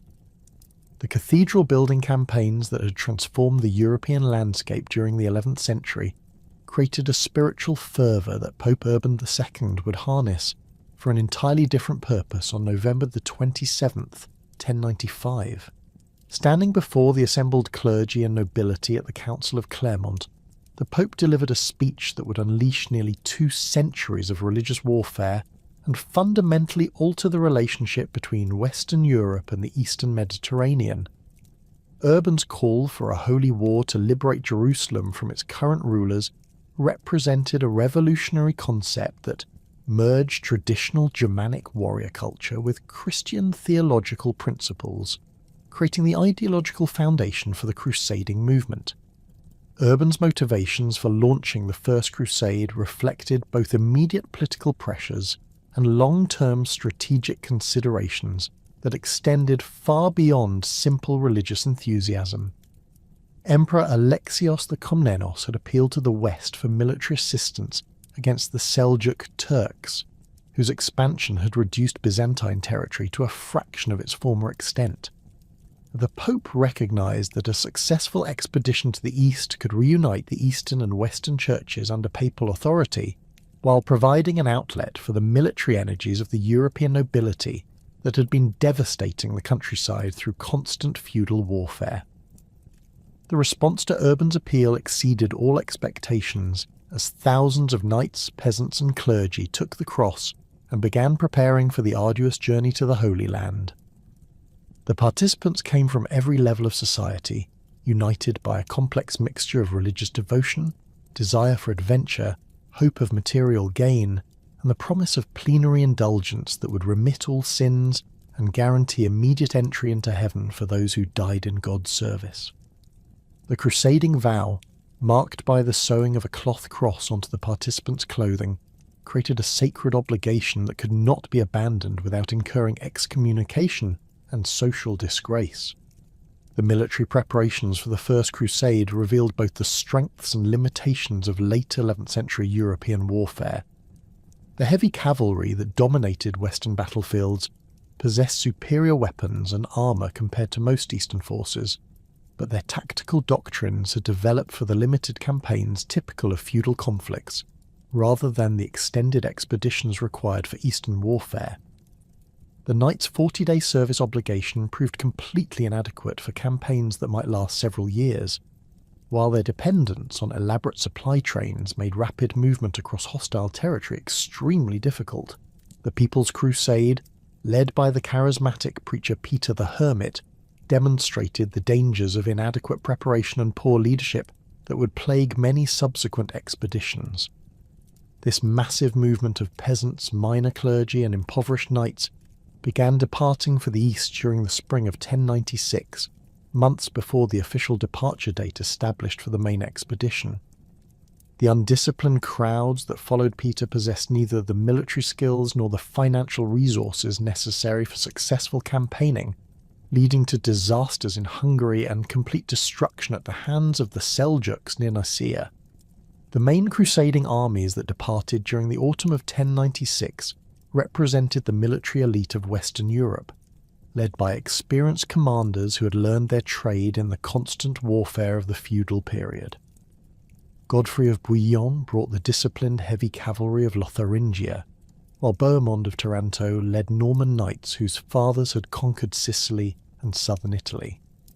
Raymond of Toulouse commanded the largest contingent, drawing upon the wealth and manpower of southern France, while Robert of Normandy and Robert of Flanders contributed the military expertise of northern French knighthood. The siege of Nicaea in May and June 1097 provided the Crusaders with their first major victory and demonstrated the effectiveness of combining Western siege techniques with Byzantine naval support. The city's massive walls and strategic position on Lake Ascanius had made it virtually impregnable to previous attackers, but the Crusaders' systematic approach to siege warfare gradually wore down the defenders' resistance. The construction of elaborate siege engines, including mangonels, trebuchets, and mobile towers, showcased the advanced military engineering that European craftsmen had developed during the castle-building boom of the previous century. The Battle of Dorylaeum on July 1st, 1097, tested the Crusaders' ability to adapt their tactical methods to Eastern warfare and established their reputation for military prowess that would influence subsequent campaigns. The Seljuk army under Kilij Arslan employed traditional steppe tactics, using mounted archers to harass the crusading column while avoiding direct engagement with the heavily armoured Western knights.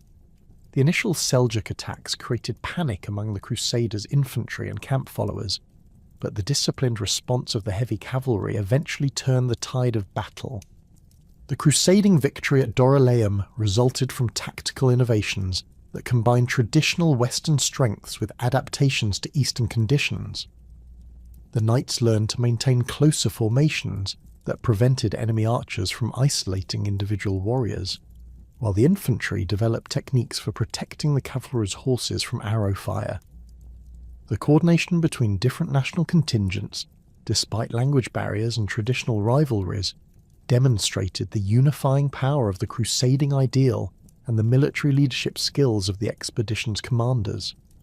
The Siege of Antioch, lasting from October 1097 to June 1098, became the defining experience of the First Crusade and established many of the patterns that would characterize subsequent crusading warfare. The massive city, protected by walls that stretched for miles across mountainous terrain, possessed sufficient supplies to withstand a lengthy blockade, while the Crusaders faced increasing difficulties maintaining their own forces through the harsh Syrian winter. The siege evolved into a race between the defenders' endurance and the attackers' ability to maintain their army in hostile territory, far from any reliable supply base. The Crusaders' eventual capture of Antioch through the treachery of Firuz, an Armenian tower commander, demonstrated the importance of local allies and intelligence networks in Eastern warfare. The night assault on June 3, 1098, succeeded because Bohemond had spent months cultivating relationships with potential collaborators within the city while gathering detailed information about the defenders' routines and weaknesses. The massacre that followed the city's fall reflected both the Crusaders' religious fervour and their desperate need to eliminate potential threats before the expected arrival of a relieving army under Kaboga. The establishment of the Principality of Antioch under Bohemond's rule created the first Crusader state and established precedents for the political organisation of subsequent conquests. Bohemond's refusal to honour his oath to return captured territories to the Byzantine Empire reflected the practical difficulties of maintaining loyalty to distant overlords while governing conquered territories that required immediate military and administrative attention.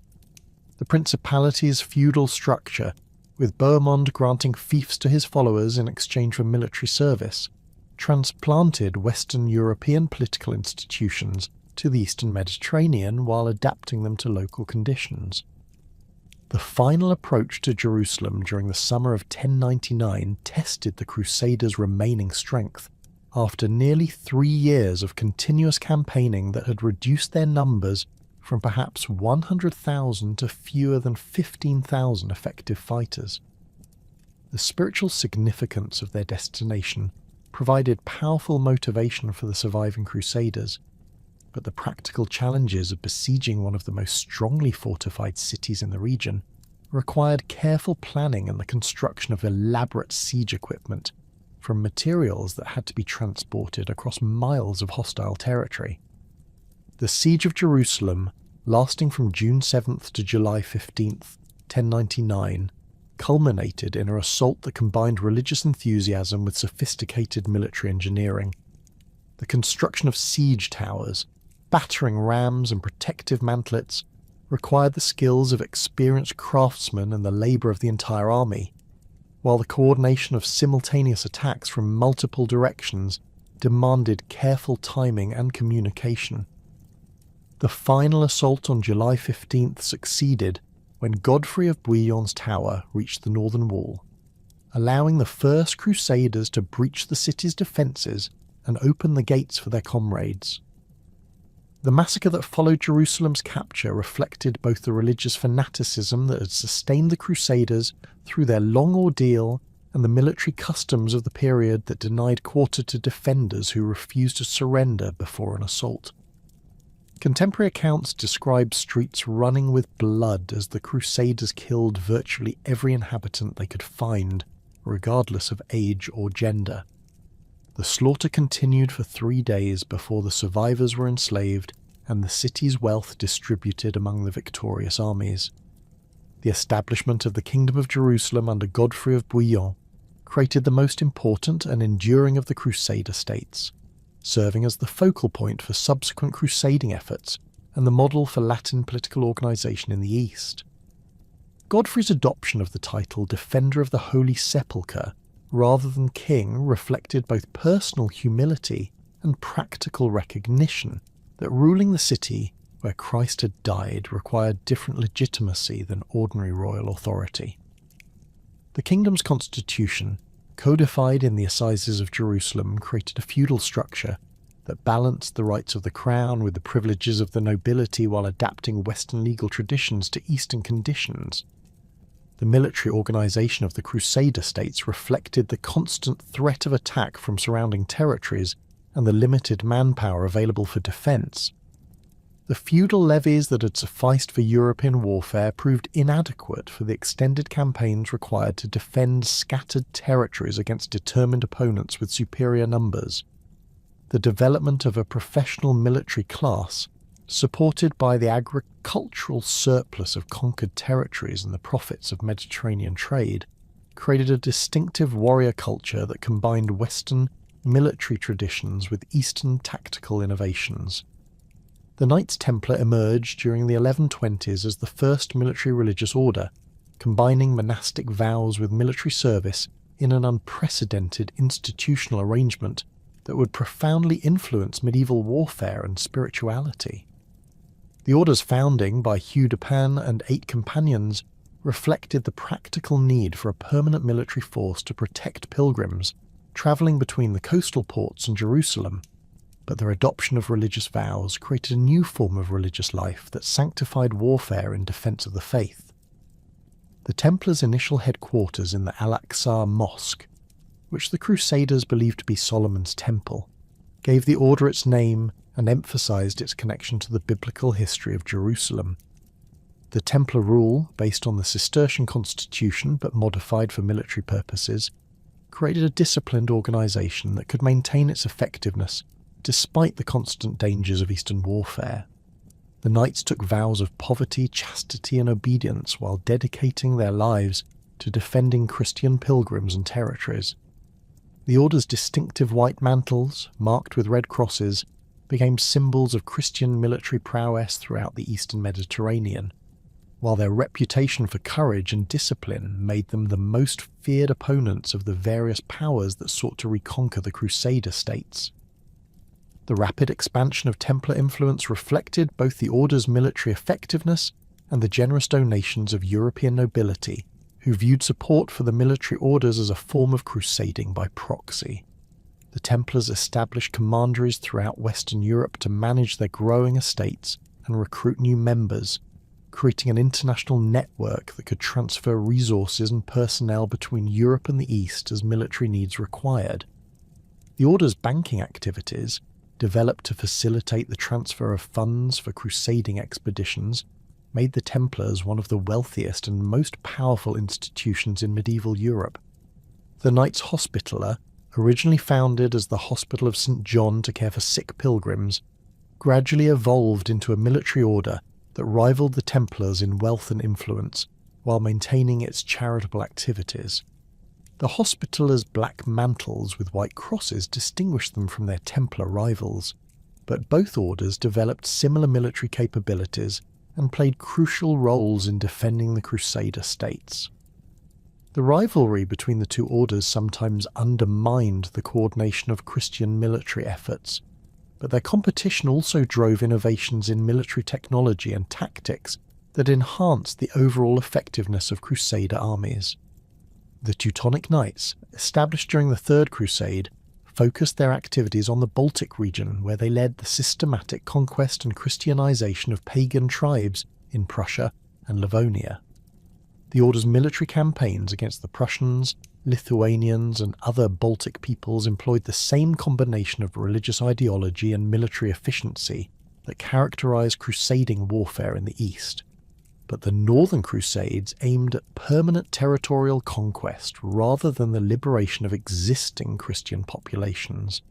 The Teutonic Knights' methodical approach to colonization, involving the construction of fortified towns and the settlement of German peasants, created lasting changes in the demographic and cultural composition of the Baltic region.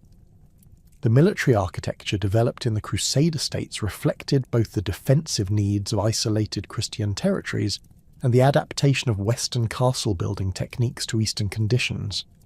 The great fortress of Crac des Chevaliers, rebuilt by the Hospitallers during the 12th century, exemplified the massive concentric fortifications that the military orders constructed to control strategic positions and provide secure bases for military operations. The castle's double walls, elaborate gatehouses, and sophisticated water storage systems enabled small garrisons to withstand lengthy sieges while maintaining control over important trade routes and agricultural regions. The economic impact of the Crusades extended far beyond the immediate military costs of expeditionary warfare, creating new patterns of trade and cultural exchange that transformed both European and Eastern Mediterranean societies. The establishment of Italian merchant colonies and Crusader ports provided Western Europe with direct access to Asian luxury goods, while introducing Eastern commercial practices and financial instruments to European markets. The profits from this expanded trade helped finance subsequent crusading expeditions, while creating powerful commercial interests that influenced European foreign policy for centuries. The Second Crusade, proclaimed in 1147 following the fall of Edessa, demonstrated both the continuing appeal of the crusading ideal and the increasing sophistication of anti-crusading resistance in the East. The expedition's failure, despite the participation of King Louis VII of France and Emperor Conrad III, reflected improved coordination among the various powers opposing the Crusader states, and the military lessons learned from previous encounters with Western armies. The disastrous crossing of Anatolia, where both royal armies suffered severe casualties from Seljuk attacks, revealed the continuing challenges of maintaining large European armies in hostile Eastern territories. The rise of Saladin during the 1170s created the most serious threat that the Crusader states had faced since their establishment, as the Kurdish general succeeded in unifying Egypt and Syria under a single authority dedicated to reconquest. Saladin's military reforms created professional armies capable of matching Crusader heavy cavalry, while his diplomatic skills enabled him to coordinate resistance efforts across the entire region. The Battle of Hattin on July 4th, 1187, demonstrated the effectiveness of these reforms as Saladin's forces destroyed the largest Crusader army ever assembled, capturing King Guy of Jerusalem and most of the military order's leadership. The fall of Jerusalem on October 2nd, 1187, shocked Western Europe and prompted the Third Crusade, which brought together the most powerful rulers of the age in an unprecedented display of royal participation in crusading warfare. Emperor Frederick Barbarossa, King Philip Augustus of France, and King Richard the Fleur of England each led substantial armies eastward.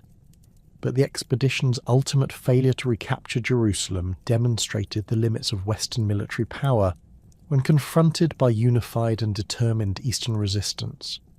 Richard's victories at Arsuf and Jaffa established his reputation as the greatest warrior of his generation, while his negotiations with Saladin secured Christian access to Jerusalem and the coastal cities that remained under Crusader control.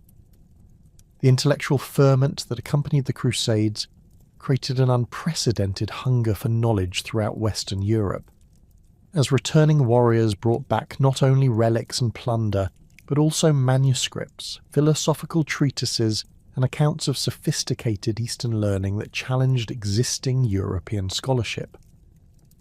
The cathedral schools that had preserved literacy during the darkest centuries after Rome's fall found themselves inadequate to meet the growing demand for advanced education, particularly in law, medicine, and theology.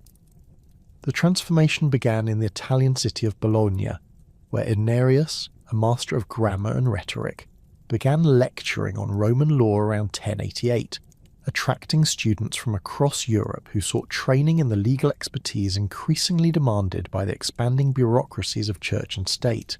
The emergence of Bologna as Europe's first university reflected both practical necessity and intellectual innovation that would reshape medieval education. The city's strategic position on the Via Emilia, connecting northern Italy with Rome, had made it a natural centre for legal disputes involving merchants, pilgrims, and competing political authorities. The recovery of Justinian's Corpus Juris Civilis during the late 11th century provided a comprehensive legal framework that far exceeded the fragmentary Germanic law codes in sophistication and applicability to complex commercial and administrative situations. Irnerius and his successors, known as the Four Doctors, developed the glossatorial method of legal interpretation that involved detailed commentary on specific passages of Roman law, creating a systematic approach to jurisprudence that could be taught and applied consistently. The student population that flocked to Bologna represented a new social phenomenon in medieval Europe, as young men from merchant families, minor nobility, and ecclesiastical households sought the specialized knowledge that could advance their careers in an increasingly complex world. These students, typically ranging in age from 14 to 25, organized themselves into nations based on geographical origin, creating mutual support networks that provided protection, financial assistance, and collective bargaining power with local authorities and masters. The University of Bologna's unique structure, where students hired and paid their professors directly, reflected the practical orientation of legal education and the commercial background of many participants. The teaching methods developed at Bologna established patterns that would influence European education for centuries. The morning lectures, delivered in Latin to audiences that might number in the hundreds, focused on specific texts that students were expected to memorize and analyze. The master would read passages aloud, provide grammatical explanations, offer historical context, and present interpretative commentaries that reveal the underlying principles governing legal decisions. The afternoon sessions, known as repetitiones, allowed for more detailed discussion of complex points and provided opportunities for advanced students to demonstrate their understanding through public disputations. The success of the Bologna model inspired similar developments in Paris, where the Cathedral School of Notre Dame had already achieved prominence under masters like William of Champeaux and Peter Abelard. The Parisian approach to higher education emphasized theological and philosophical studies rather than law, reflecting the city's role as a centre of ecclesiastical learning and the French monarchy's strong ties to the church. The masters at Paris developed the scholastic method that would dominate medieval intellectual life, combining rigorous logical analysis with systematic examination of authoritative texts to resolve apparent contradictions and establish consistent doctrinal positions. Peter Abelard's revolutionary approach to theological education transformed the intellectual landscape of 12th century Europe through his application of dialectical reasoning to religious questions that had previously been accepted on faith alone. Born into a minor noble family in Brittany, around 1079, Abelard possessed an extraordinary intellect and argumentative temperament that made him both the most celebrated and most controversial teacher of his generation. His method, exemplified in the Sic et Non, involved collecting apparently contradictory statements from Scripture, the Church Fathers, and ecclesiastical authorities, then using logical analysis to reconcile these differences or determine which authorities carried greater weight. The intellectual courage that Abelard displayed in questioning established authorities extended to his personal life, where his affair with Heloise, the brilliant niece of Canon Fulbert, resulted in secret marriage, violent retribution, and ultimate separation that became one of the most famous love stories in medieval literature. The castration that Fulbert's servants inflicted upon Abelard ended his secular career, but intensified his focus on theological questions, leading to conflicts with Bernard of Clairvaux and other conservative churchmen who viewed his rational approach to religious mysteries as dangerous to faith and ecclesiastical authority. The University of Paris that emerged from these cathedral schools during the late 12th century established the institutional framework that would be copied throughout Northern Europe. The papal bull Parens Scientiarum, issued by Gregory IX in 1231, granted the university corporate privileges that included the right to strike, freedom from local taxation, and exemption from secular courts. These privileges attracted scholars from throughout Europe while providing the legal foundation for academic freedom that enabled masters to pursue controversial questions without fear of immediate political retaliation. The four faculties that comprised the medieval university reflected both the hierarchy of knowledge and the practical needs of medieval society. The Faculty of Arts, which all students entered first, provided instruction in the 7 liberal arts that form the foundation of medieval education. The Trivium of Grammar, Rhetoric, and Dialectic developed the linguistic and logical skills necessary for advanced study, while the Quadrivium of Arithmetic, Geometry, Astronomy, and Music provided mathematical and scientific knowledge. Students typically spent 4 to 6 years earning their Bachelor of Arts degree before proceeding to advanced study in theology, law, or medicine. The Faculty of Theology, regarded as the Queen of Sciences, attracted the most brilliant minds of the medieval period and produced the great scholastic syntheses that attempted to reconcile Aristotelian philosophy with Christian doctrine. The theological curriculum required extensive study of Scripture, the Church Fathers, and the sentences of Peter Lombard, which served as the standard textbook for systematic theology. Students progressed through clearly defined stages, from bachelor to master to doctor, with each level requiring demonstrated competence in disputation, lecturing, and original scholarship. The recovery of Aristotelian philosophy through Arabic translations during the 12th century created both opportunities and challenges for Christian scholars who recognized the power of Aristotelian logic, while worrying about its implications for religious faith. The works of Aristotle, transmitted through scholars like Averroes and Avicenna, provided systematic approaches to natural philosophy, ethics, and metaphysics that far exceeded anything available in the Christian West. The initial ecclesiastical suspicion of these works, reflected in their temporary prohibition at Paris in 1210, gradually gave way to efforts to integrate Aristotelian insights with Christian theology. Albertus Magnus, the German Dominican who taught at Paris during the 1240s, pioneered the systematic study of Aristotelian natural philosophy within a Christian context. Albert's encyclopedic knowledge encompassed not only Aristotelian texts, but also works on astronomy, alchemy, botany, and zoology that he synthesized into comprehensive accounts of natural phenomena. His willingness to conduct original observations and experiments, combined with his mastery of both Christian and pagan authorities, established him as one of the greatest scholars of the medieval period and prepared the way for his student Thomas Aquinas to achieve the definitive synthesis of Aristotelian philosophy and Christian theology. Thomas Aquinas arrived at the University of Paris in 1245 as a young Dominican friar, whose aristocratic family had opposed his decision to join the mendicant orders. His massive intellect and systematic approach to theological questions enabled him to construct the most comprehensive and influential synthesis in medieval thought.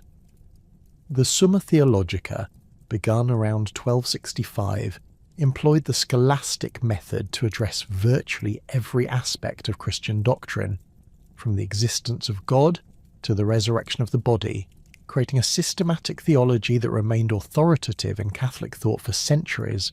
The Thomistic synthesis resolved the apparent conflict between reason and faith by arguing that both derived from God and therefore could not ultimately contradict each other.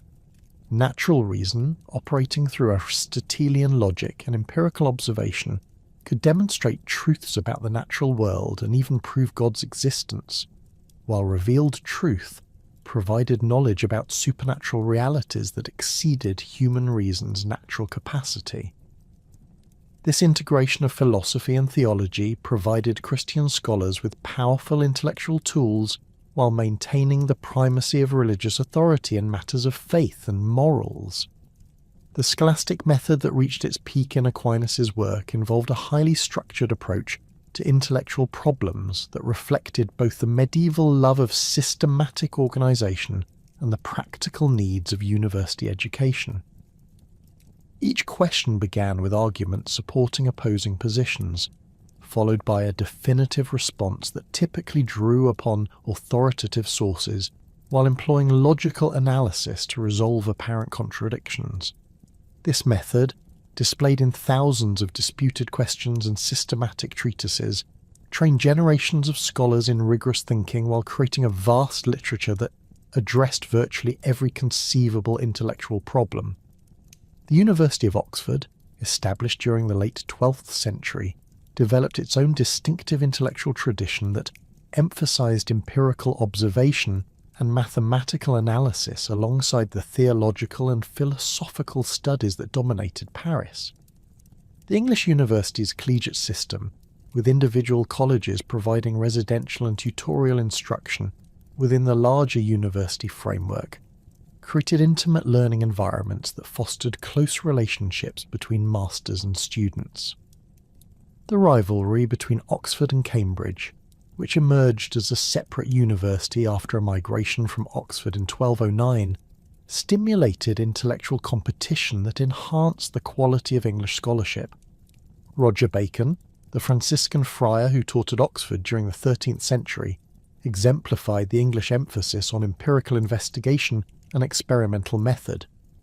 Bacon's Opus Meius, written for Pope Clement IV around 1267, argued that direct observation and mathematical analysis provided more reliable knowledge than reliance on ancient authorities, anticipating scientific methods that would not become widespread until the early modern period. His investigations into optics, astronomy and alchemy, combined with his advocacy for educational reform, established him as one of the most original thinkers of the medieval period. The development of canon law as a distinct academic discipline reflected the Church's growing administrative complexity and the need for trained lawyers to handle ecclesiastical legal matters. The Decretum of Gratian, compiled around 1140, provided a systematic collection of church law that served as the foundation for canonical jurisprudence. The subsequent papal decretals, collected in various compilations culminating in the Liber Extra of Gregory IX, created a comprehensive legal system that governed ecclesiastical affairs throughout Western Europe. The University of Bologna's preeminence in legal education made it the natural centre for canonical studies, while other universities developed their own schools of canon law to meet local needs. Civil law studies based on Justinian's Roman law provided training for the growing number of lawyers needed by secular governments, commercial enterprises, and private individuals involved in increasingly complex legal relationships. The revival of Roman law during the 12th century coincided with the expansion of trade, the growth of urban communities, and the strengthening of royal governments, all of which required sophisticated legal expertise. The law schools that developed throughout Europe, from Bologna and Orleans to Salamanca and Prague, created a common legal culture that transcended political boundaries while providing practical training for administrative careers.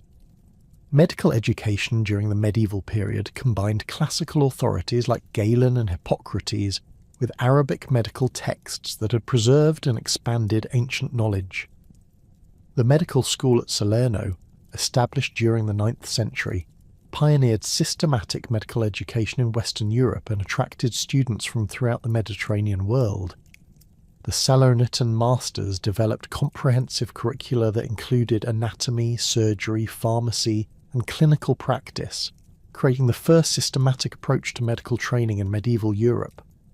The University of Montpellier, established during the late 12th century, became the leading centre for medical education in Northern Europe, developing teaching methods that combined theoretical instruction with practical experience. The medical faculty required students to master classical and Arabic medical texts, while gaining hands-on experience through hospital work and supervised clinical practice. The licensing requirements established by medical faculties created professional standards that distinguished trained physicians from the various folk healers, barber surgeons, and charlatans who also practiced medicine during the medieval period.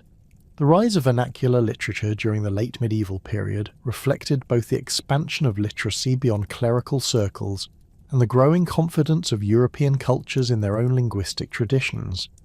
The universities, while maintaining Latin as the language of formal instruction, increasingly produced graduates who could write effectively in their native languages, creating new forms of literature that combined learned and popular traditions.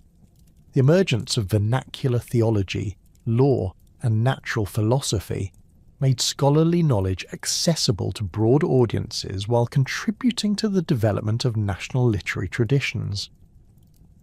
The architectural development of university towns reflected both the practical needs of academic communities and the symbolic importance of learning in medieval society. The University of Paris gradually acquired buildings throughout the Latin Quarter, with individual colleges constructing elaborate complexes that included lecture halls, libraries, chapels, and residential quarters. The Sorbonne, founded by Robert de Sorbonne in 1257, became the model for collegiate architecture with its systematic arrangement of functional spaces around courtyards that facilitated both study and community life. The daily routine of medieval university life combined rigorous intellectual work with the religious observances and social activities that characterized all medieval institutions. Students attended morning lectures, participated in afternoon disputations, and spent evenings in private study or informal discussion with their fellows. The academic year, punctuated by religious festivals and seasonal breaks, provided a rhythm that balanced intensive study periods with opportunities for rest and recreation. The elaborate ceremonies that marked academic promotions, from the bachelor's determination to the master's inception, created public recognition for scholarly achievement while reinforcing the university's corporate identity and social importance. The transformation of European economic life during the 11th and 12th centuries proceeded hand in hand with the intellectual revolution occurring in the universities, as the same forces that drove scholastic inquiry also stimulated commercial innovation and urban development. The agricultural surplus generated by improved farming techniques and the internal colonization of previously uncultivated lands provided the foundation for a dramatic expansion of trade and manufacturing that would reshape the social and political structures of medieval Europe. The population growth that had begun during the 10th century accelerated throughout the following centuries, creating both the labour force necessary for increased production and the consumer demand that drove commercial expansion. The revival of urban life began in Italy, where geographic position, political fragmentation, and commercial traditions combined to create ideal conditions for mercantile development. The Italian cities had never completely disappeared during the early medieval period, but their populations had shrunk dramatically, and their economic functions had become primarily administrative and religious rather than commercial. The renewed contact with the Eastern Mediterranean through the Crusades, combined with the wealth generated by providing transport and supplies for the expeditions, enabled Italian merchants to rebuild the trade networks that had once connected Europe with Asia and Africa. Venice emerged as the dominant commercial power in the Eastern Mediterranean through a combination of geographic advantages, political acumen, and military capability that enabled the city to exploit the opportunities created by the Crusades while avoiding the political entanglements that hampered other Italian cities. The Venetian lagoon provided natural protection from both land-based armies and hostile fleets, while the city's position at the head of the Adriatic gave it control over the Alpine passes that connected Central Europe with the Mediterranean. The Doge and his council of merchant aristocrats pursued a consistently pragmatic foreign policy that prioritized commercial advantage over religious or political ideology, enabling Venice to maintain profitable relationships with both Christian and Islamic rulers. The Fourth Crusade's diversion to Constantinople in 1204 demonstrated the extent of Venetian commercial ambition and the willingness of the merchant republic to subordinate religious goals to economic interests. Doge Enrico Dandolo, despite his advanced age and blindness, orchestrated the expedition's redirection from Egypt to the Byzantine capital, where Venetian forces played a crucial role in the city's capture and subsequent partition. The establishment of Venetian trading colonies throughout the Eastern Mediterranean, following Constantinople's fall, created a commercial empire that stretched from the Black Sea to Alexandria, generating enormous profits to finance further expansion and military capabilities. The Venetian Fondaco system established the institutional framework for long-distance trade that would be copied throughout the Mediterranean world.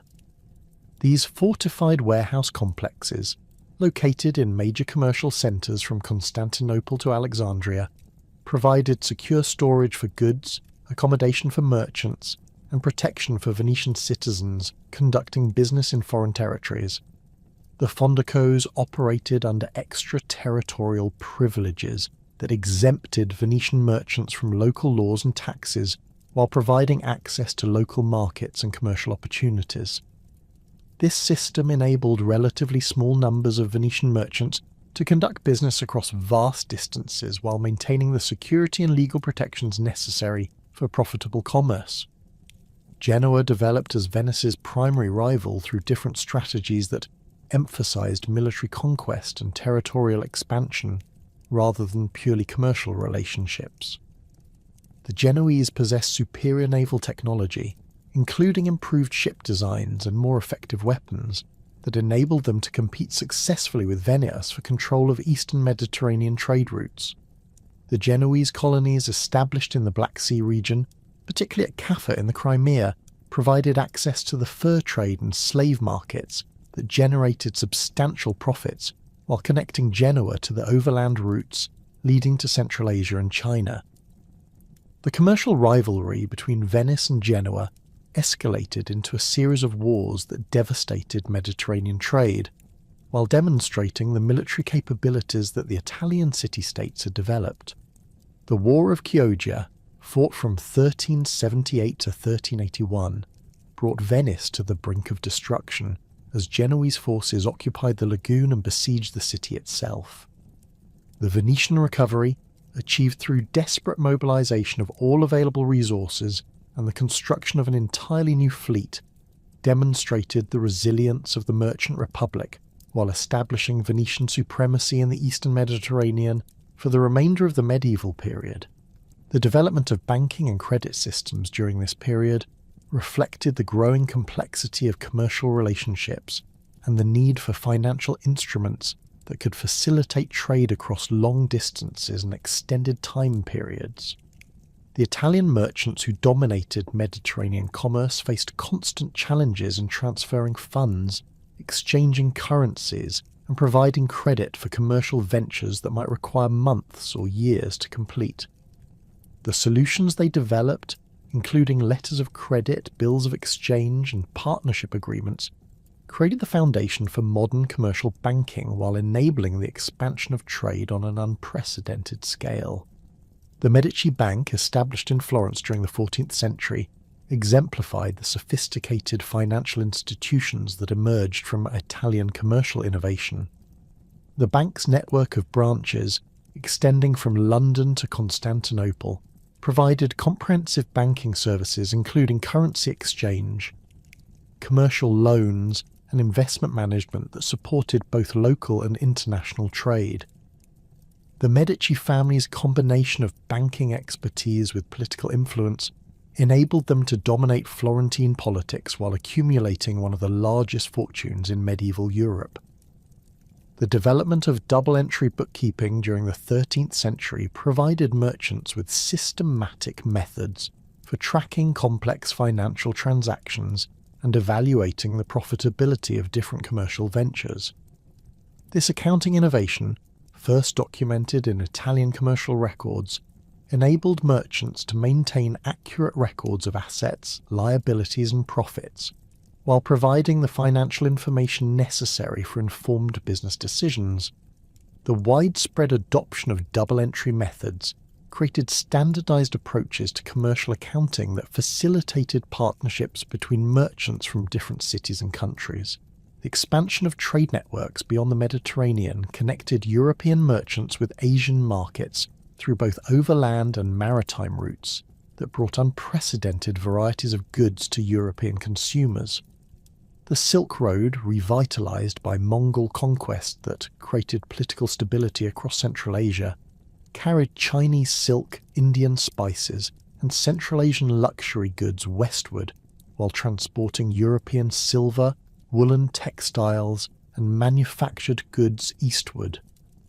The profits from this transcontinental trade financed the commercial revolution that transformed European economic life, while introducing new products and technologies that enhanced European living standards. The Hanseatic League emerged in Northern Europe as a commercial confederation that rivaled the Italian city-states in economic importance, while developing distinctive institutional arrangements suited to Baltic and North Sea conditions. The League began as an association of German merchants trading in foreign cities, particularly Novgorod and London, who banded together for mutual protection and commercial advantage.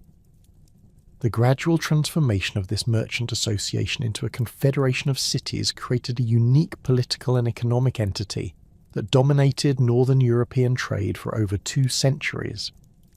Lübeck served as the unofficial capital of the Hanseatic League, coordinating the activities of member cities while providing leadership for collective military and diplomatic initiatives. The city's strategic position on the Baltic Sea, combined with its excellent harbour and commercial infrastructure, made it the natural centre for trade between Western Europe and the Baltic region.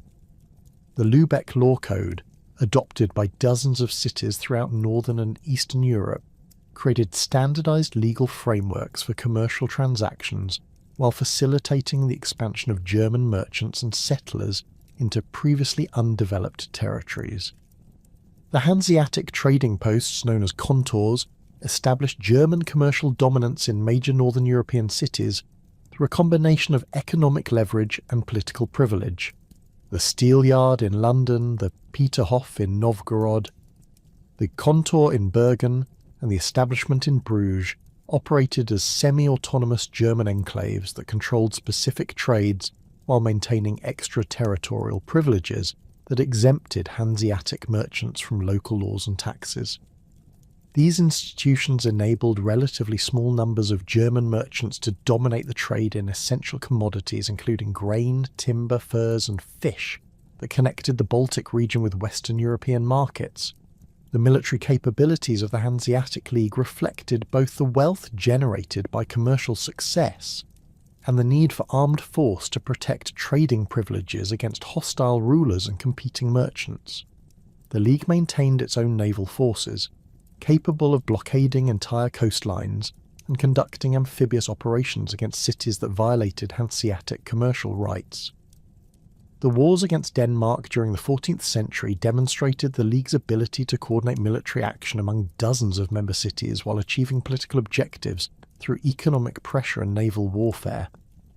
The guild system that developed in medieval cities provided institutional frameworks for organising production, regulating quality, and maintaining social order within urban communities that were growing rapidly and becoming increasingly complex.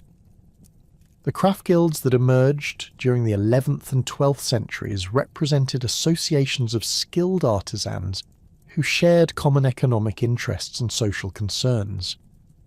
These organisations established standards for apprenticeship, controlled entry into specific trades, regulated prices and working conditions, and provided mutual assistance for members facing economic hardship or personal crises.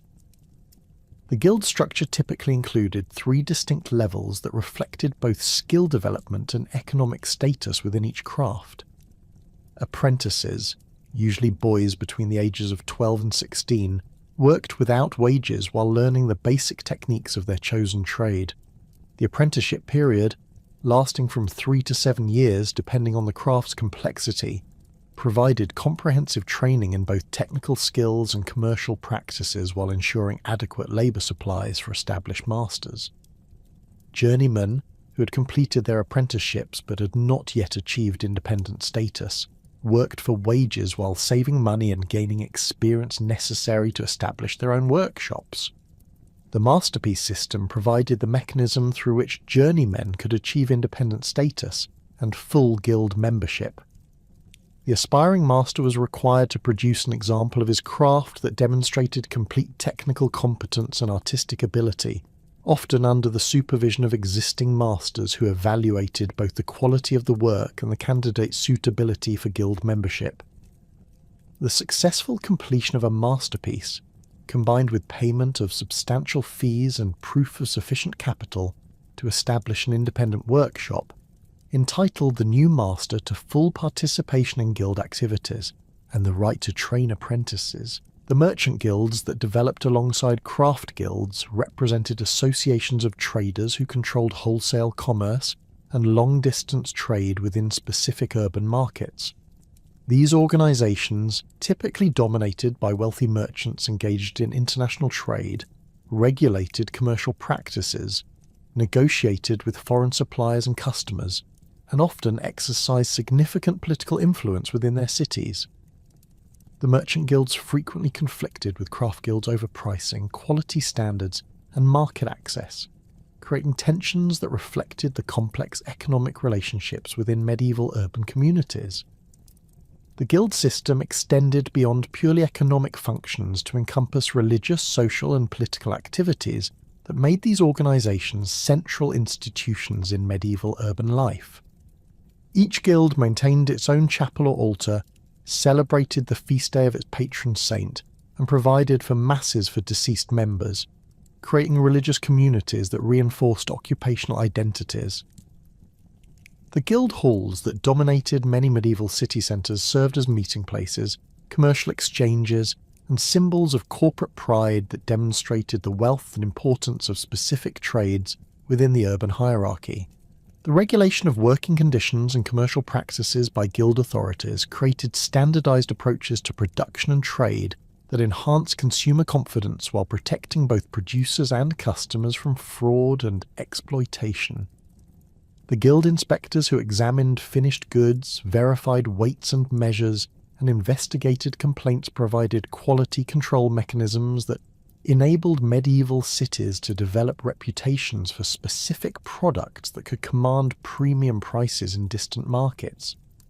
The guild courts that adjudicated disputes between members, enforced regulations, and punished violations created legal frameworks that supplemented municipal and royal justice systems.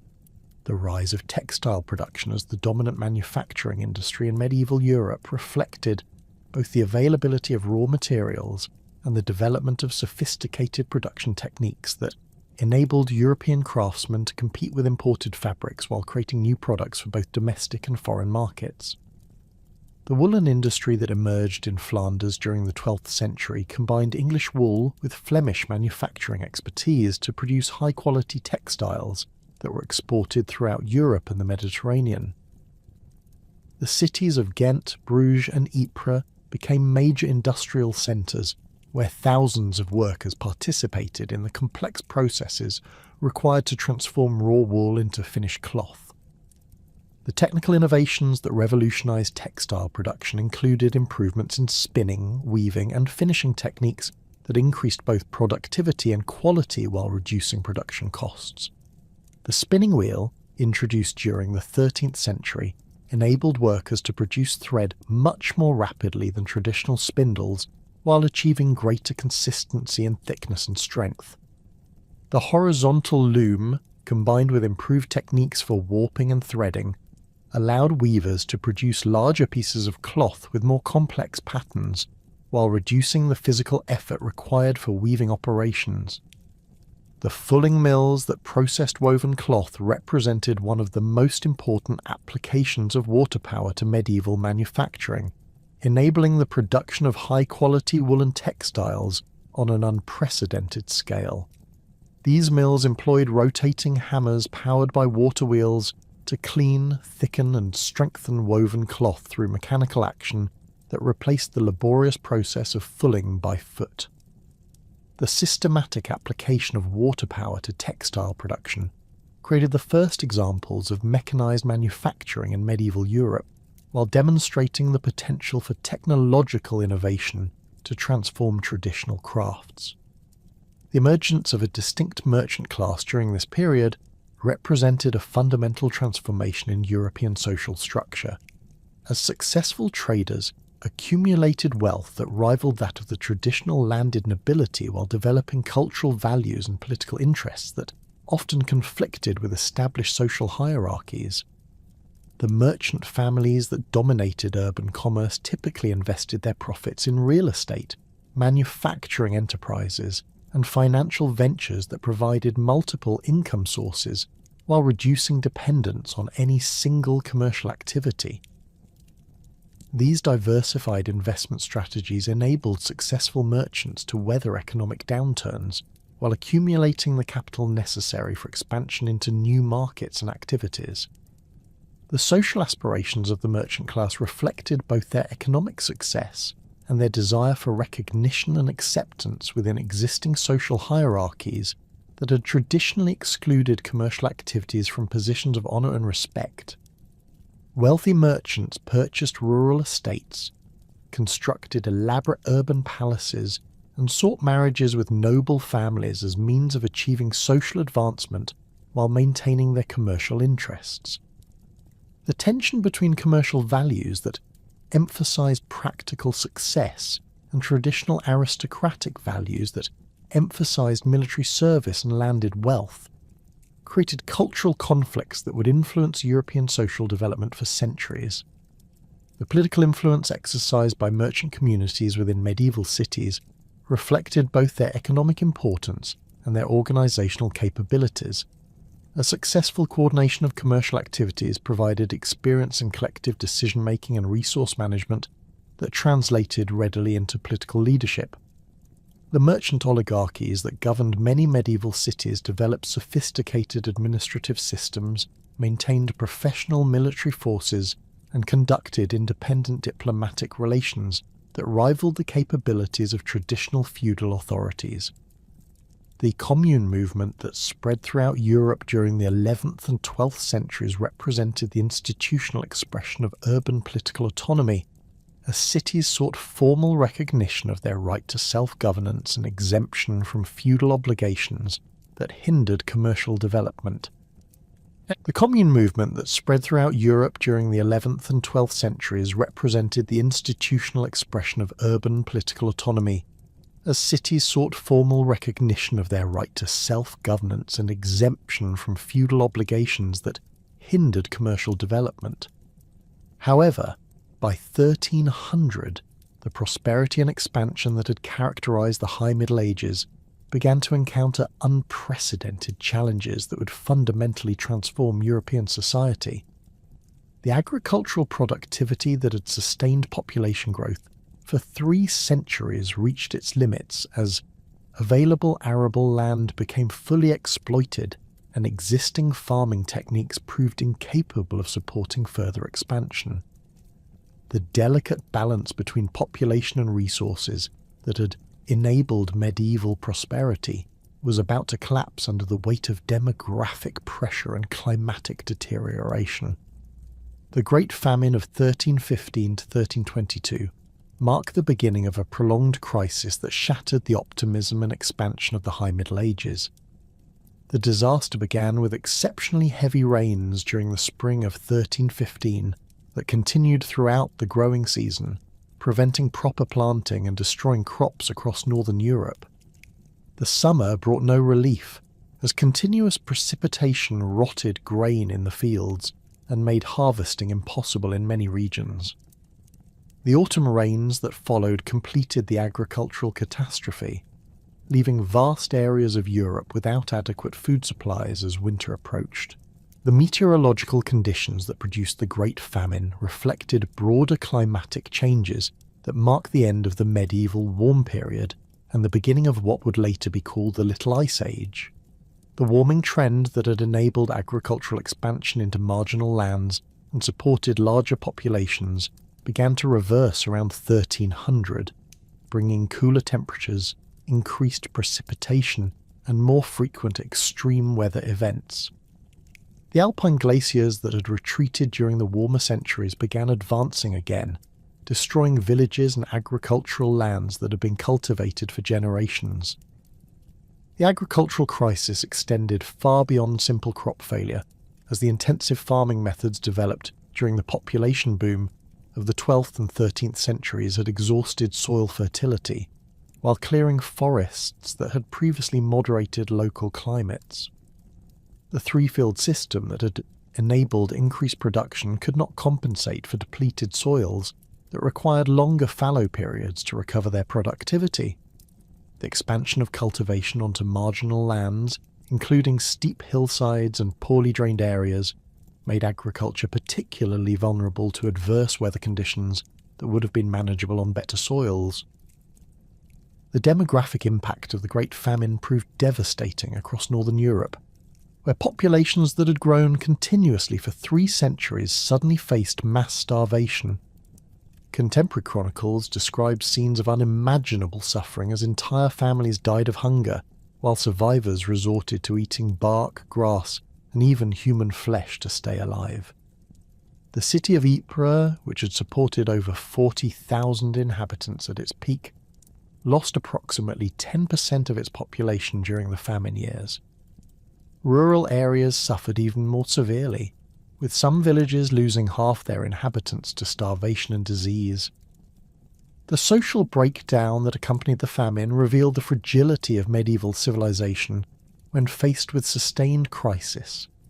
The elaborate systems of mutual obligation that bound peasants to lords and provided social stability during normal times collapsed as desperate people abandoned their holdings to search for food in other regions. The roads filled with refugees carrying their few remaining possessions while seeking relief that rarely materialized. Banditry increased dramatically as former peasants turned to robbery and violence to survive, making travel dangerous and disrupting the trade networks that might have alleviated local shortages. The urban populations that had grown dramatically during the commercial expansion of the High Middle Ages proved particularly vulnerable to famine conditions, as cities depended entirely on agricultural surplus from surrounding countryside. The grain markets that had enabled urban growth could not function when there was simply no surplus to purchase at any price. The wealthy merchant families that had accumulated vast fortunes during the prosperous centuries found their wealth meaningless when food was unavailable regardless of price. The social tensions that had simmered between rich and poor erupted into violence as starving masses attacked the granaries and warehouses of those suspected of hoarding food supplies. The ecclesiastical response to the famine demonstrated both the Church's continued moral authority and its practical limitations when confronted with catastrophe beyond human control. Bishops organised relief efforts and opened church granaries to feed the hungry, but ecclesiastical resources proved inadequate to address the scale of suffering. The clergy called for prayers, processions, and acts of penance to appease divine wrath, while theologians struggled to explain how benevolent God could permit such widespread suffering among faithful Christians. Some religious movements interpreted the famine as divine punishment for the sins of the age, particularly the growing materialism and luxury of urban life. The recovery from the Great Famine occurred gradually during the 1320s as weather patterns returned to more normal conditions and agricultural production slowly increased.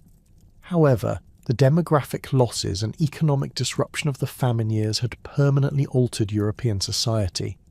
The population levels that had been achieved by 1300 would not be reached again for over a century, while the confidence in continued growth and expansion that had characterized the High Middle Ages gave way to anxiety about the future and awareness of civilization's vulnerability to forces beyond human control. The agricultural innovations that emerged in response to the famine included efforts to improve crop yields through better seed selection, more systematic fertilization, and the introduction of new crops that could provide nutrition during years when traditional grains failed. Some regions began cultivating legumes more extensively, as beans and peas could fix nitrogen in the soil while providing protein-rich food for human consumption. The cultivation of vegetables in household gardens increased significantly as families sought to reduce their dependence on grain purchases by producing their own food supplies. The Black Death that struck Europe in 1347 represented a catastrophe of even greater magnitude than the Great Famine, killing between 1/3 and 1/2 of the European population within 5 years. The plague arrived through the trade networks that had connected Europe with Asia, carried by Genoese merchants fleeing the siege of Kaffa in the Crimea. The disease spread with terrifying speed along the commercial routes that had brought prosperity to medieval Europe, reaching Sicily by October 1347 and spreading northward through Italy during the winter months. The pathology of the Black Death manifested in 3 distinct forms that contemporaries recognized as separate diseases, but which modern medicine identifies as different presentations of bubonic plague, caused by the bacterium Yersinia pestis. The bubonic form, characterized by painful swellings in the lymph nodes called buboes, developed over several days and killed approximately 60% of its victims. The pneumonic form, which attacked the lungs and spread through airborne droplets, proved almost universally fatal within 2 or 3 days. The septicemic form, involving blood poisoning, killed victims within hours of the first symptoms appearing. The medical understanding of the plague reflected the limitations of medieval knowledge, while demonstrating the desperate efforts of physicians to comprehend and treat the unprecedented disease. The dominant medical theory, based on classical authorities like Galen, attributed the plague to corrupted air caused by unusual planetary alignments, earthquakes, or divine wrath. Physicians prescribed treatments including bloodletting, purging, and the application of various herbal remedies that proved completely ineffective against the bacterial infection. The failure of traditional medicine to provide any relief from the plague undermined confidence in established medical authorities and encouraged the proliferation of folk remedies and religious cures. The social impact of the Black Death extended far beyond the immediate mortality, fundamentally altering the structure of European society through the massive loss of population and the breakdown of established institutions. The plague struck all social classes, though the poor suffered disproportionately due to malnutrition, overcrowded living conditions, and limited access to medical care. Entire noble families died within days, while monasteries lost so many members that many houses ceased to function, The clergy, who provided spiritual comfort and last rites to plague victims, suffered particularly high mortality rates that left many parishes without priests. The economic consequences of the plague transformed labour relations throughout Europe as the massive population loss created acute labour shortages that dramatically increased the bargaining power of surviving workers. Peasants who had previously been bound to their lords' estates through feudal obligations found themselves able to demand higher wages, better working conditions, and greater personal freedom. The traditional feudal relationships that had structured rural society for centuries began to dissolve as lords competed for scarce agricultural workers while peasants migrated to areas offering better opportunities. The urban impact of the plague proved equally revolutionary, as the dramatic reduction in population created both challenges and opportunities for surviving city dwellers. Many cities lost half or more of their inhabitants, leaving vast areas of urban space vacant while disrupting the guild systems that had regulated medieval manufacturing and commerce.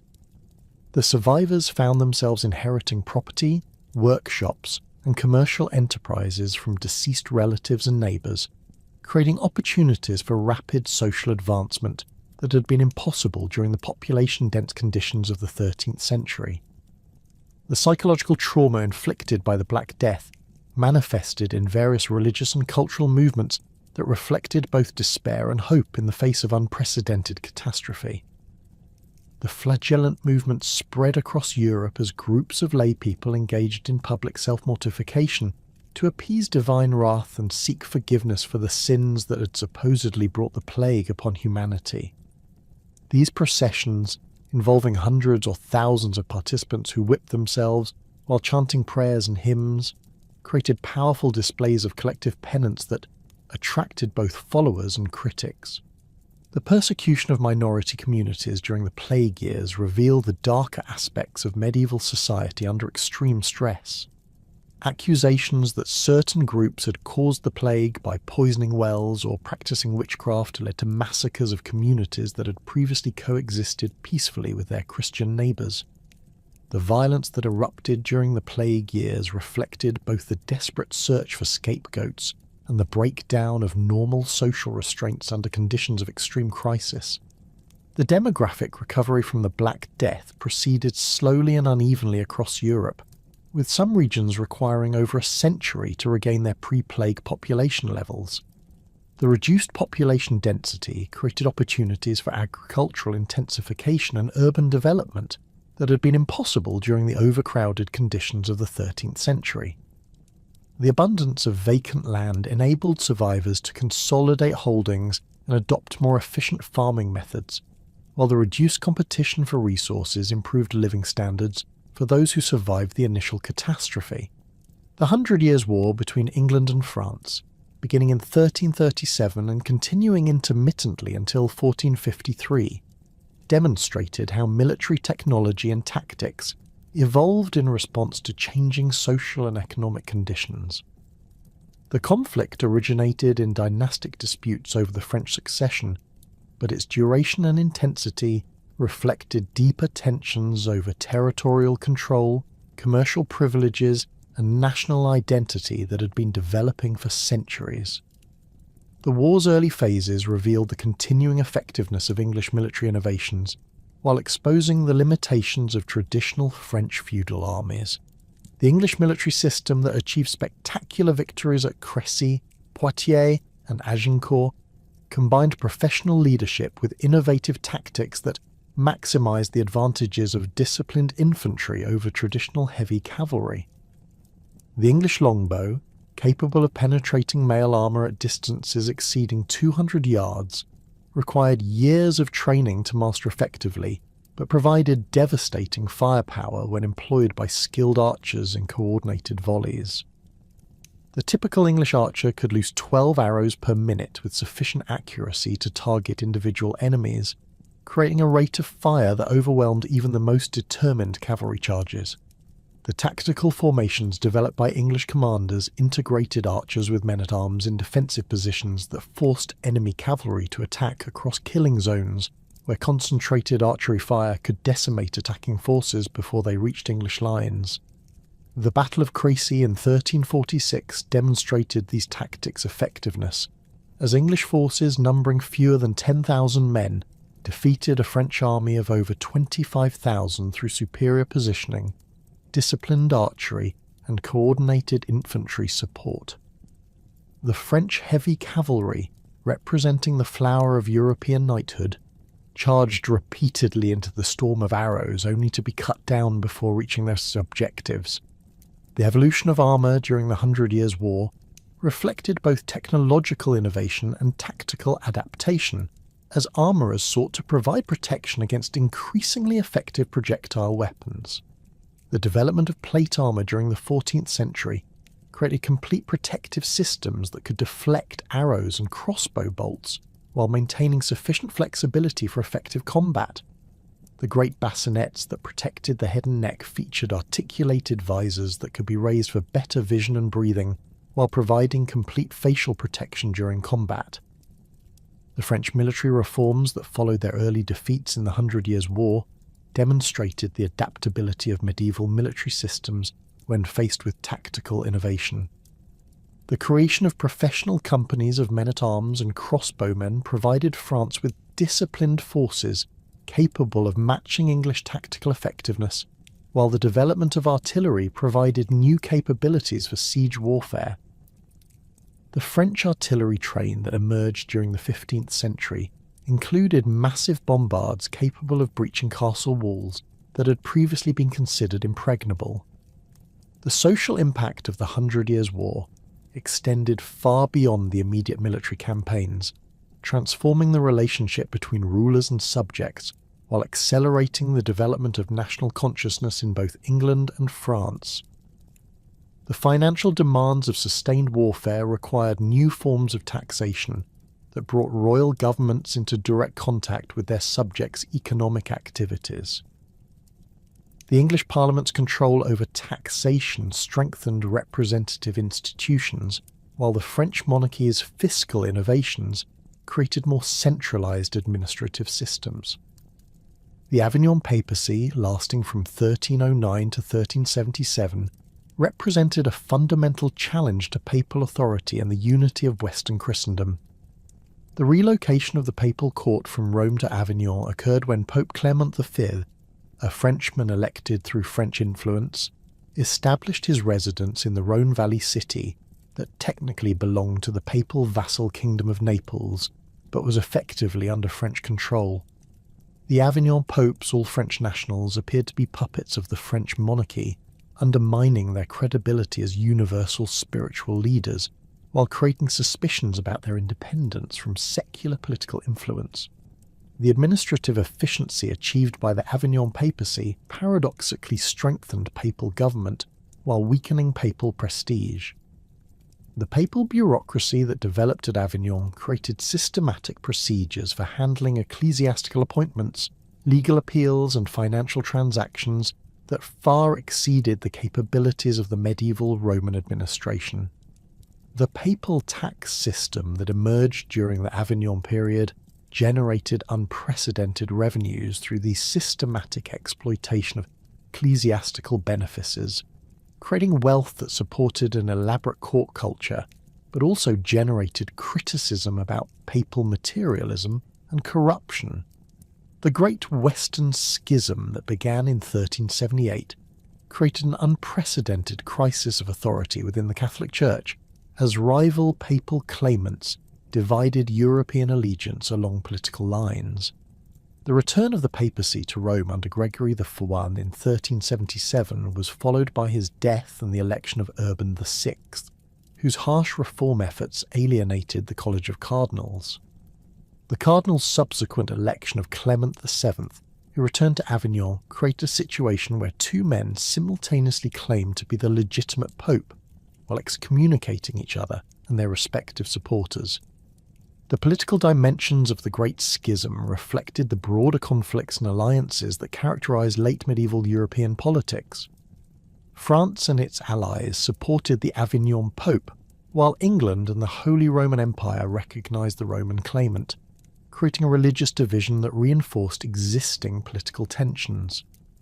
The various religious orders universities and kingdoms of Europe were forced to choose sides in a conflict that had no clear canonical resolution, undermining the unity of Western Christendom while strengthening the authority of secular rulers over their national churches. The resolution of the Great Western Schism through the Council of Constance in 1417 marked not only the restoration of papal unity, but also the emergence of a new political order in which secular monarchies had assumed unprecedented authority over their territories and subjects. The crisis of ecclesiastical leadership that had paralysed the Church for nearly 4 decades coincided with the consolidation of royal power across Europe, as kings exploited the weakness of competing papal claimants to assert greater control over national churches while developing administrative systems that penetrated deeper into society than any previous form of medieval government.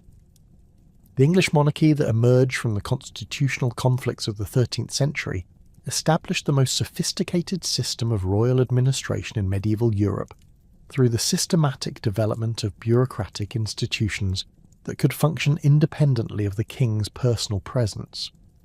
The Chancery, Exchequer, and courts of King's Bench and Common Pleas created permanent governmental machinery staffed by professional clerks and judges who maintained written records of their proceedings. The Chancery rolls, beginning in 1199, preserved copies of royal letters patent and letters close, creating an administrative archive that enabled consistent policy implementation across the kingdom while providing legal precedents for future decisions.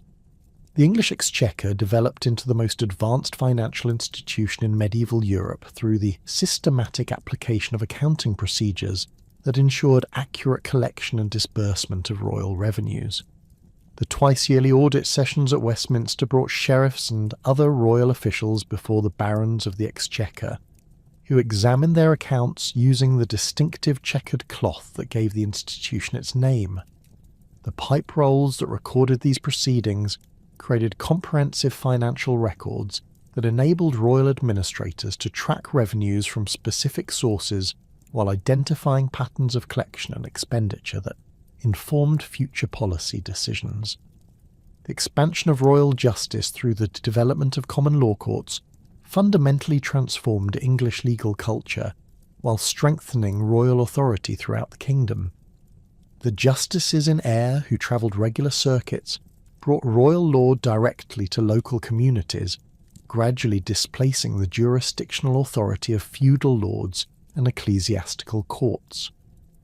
The standardization of legal procedures and remedies created uniform justice that transcended regional variations while generating substantial revenues for the royal treasury through court fees and amercements imposed on losing parties. The Magna Carta of 1215 represented both a limitation on royal authority and a recognition of the king's central role in English governance, as the rebellious barons sought to constrain specific abuses rather than fundamentally alter the monarchical system.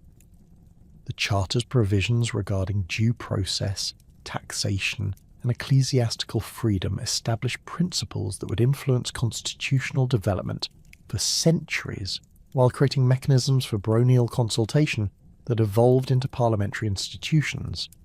The requirement that the king obtain consent for extraordinary taxation created precedents for representative government that distinguished England from continental monarchies that developed more absolutist systems. The evolution of Parliament during the 13th and 14th centuries demonstrated how royal administrative needs could create representative institutions that enhanced rather than diminished monarchical effectiveness. Edward the Steer's model parliament of 1295 included not only the traditional magnates, but also representatives of counties, boroughs, and lower clergy, creating a comprehensive assembly that could provide both counsel and consent for royal policies. The separation into distinct houses reflected social hierarchies, while enabling different groups to articulate their specific interests and concerns within a unified governmental framework. The parliamentary control over taxation that developed during the 14th century created a system of fiscal accountability that strengthened royal government by ensuring broader support for military expenditures and administrative reforms. The Commons' insistence on examining royal finances before granting subsidies forced kings to justify their policies while providing detailed information about governmental operations.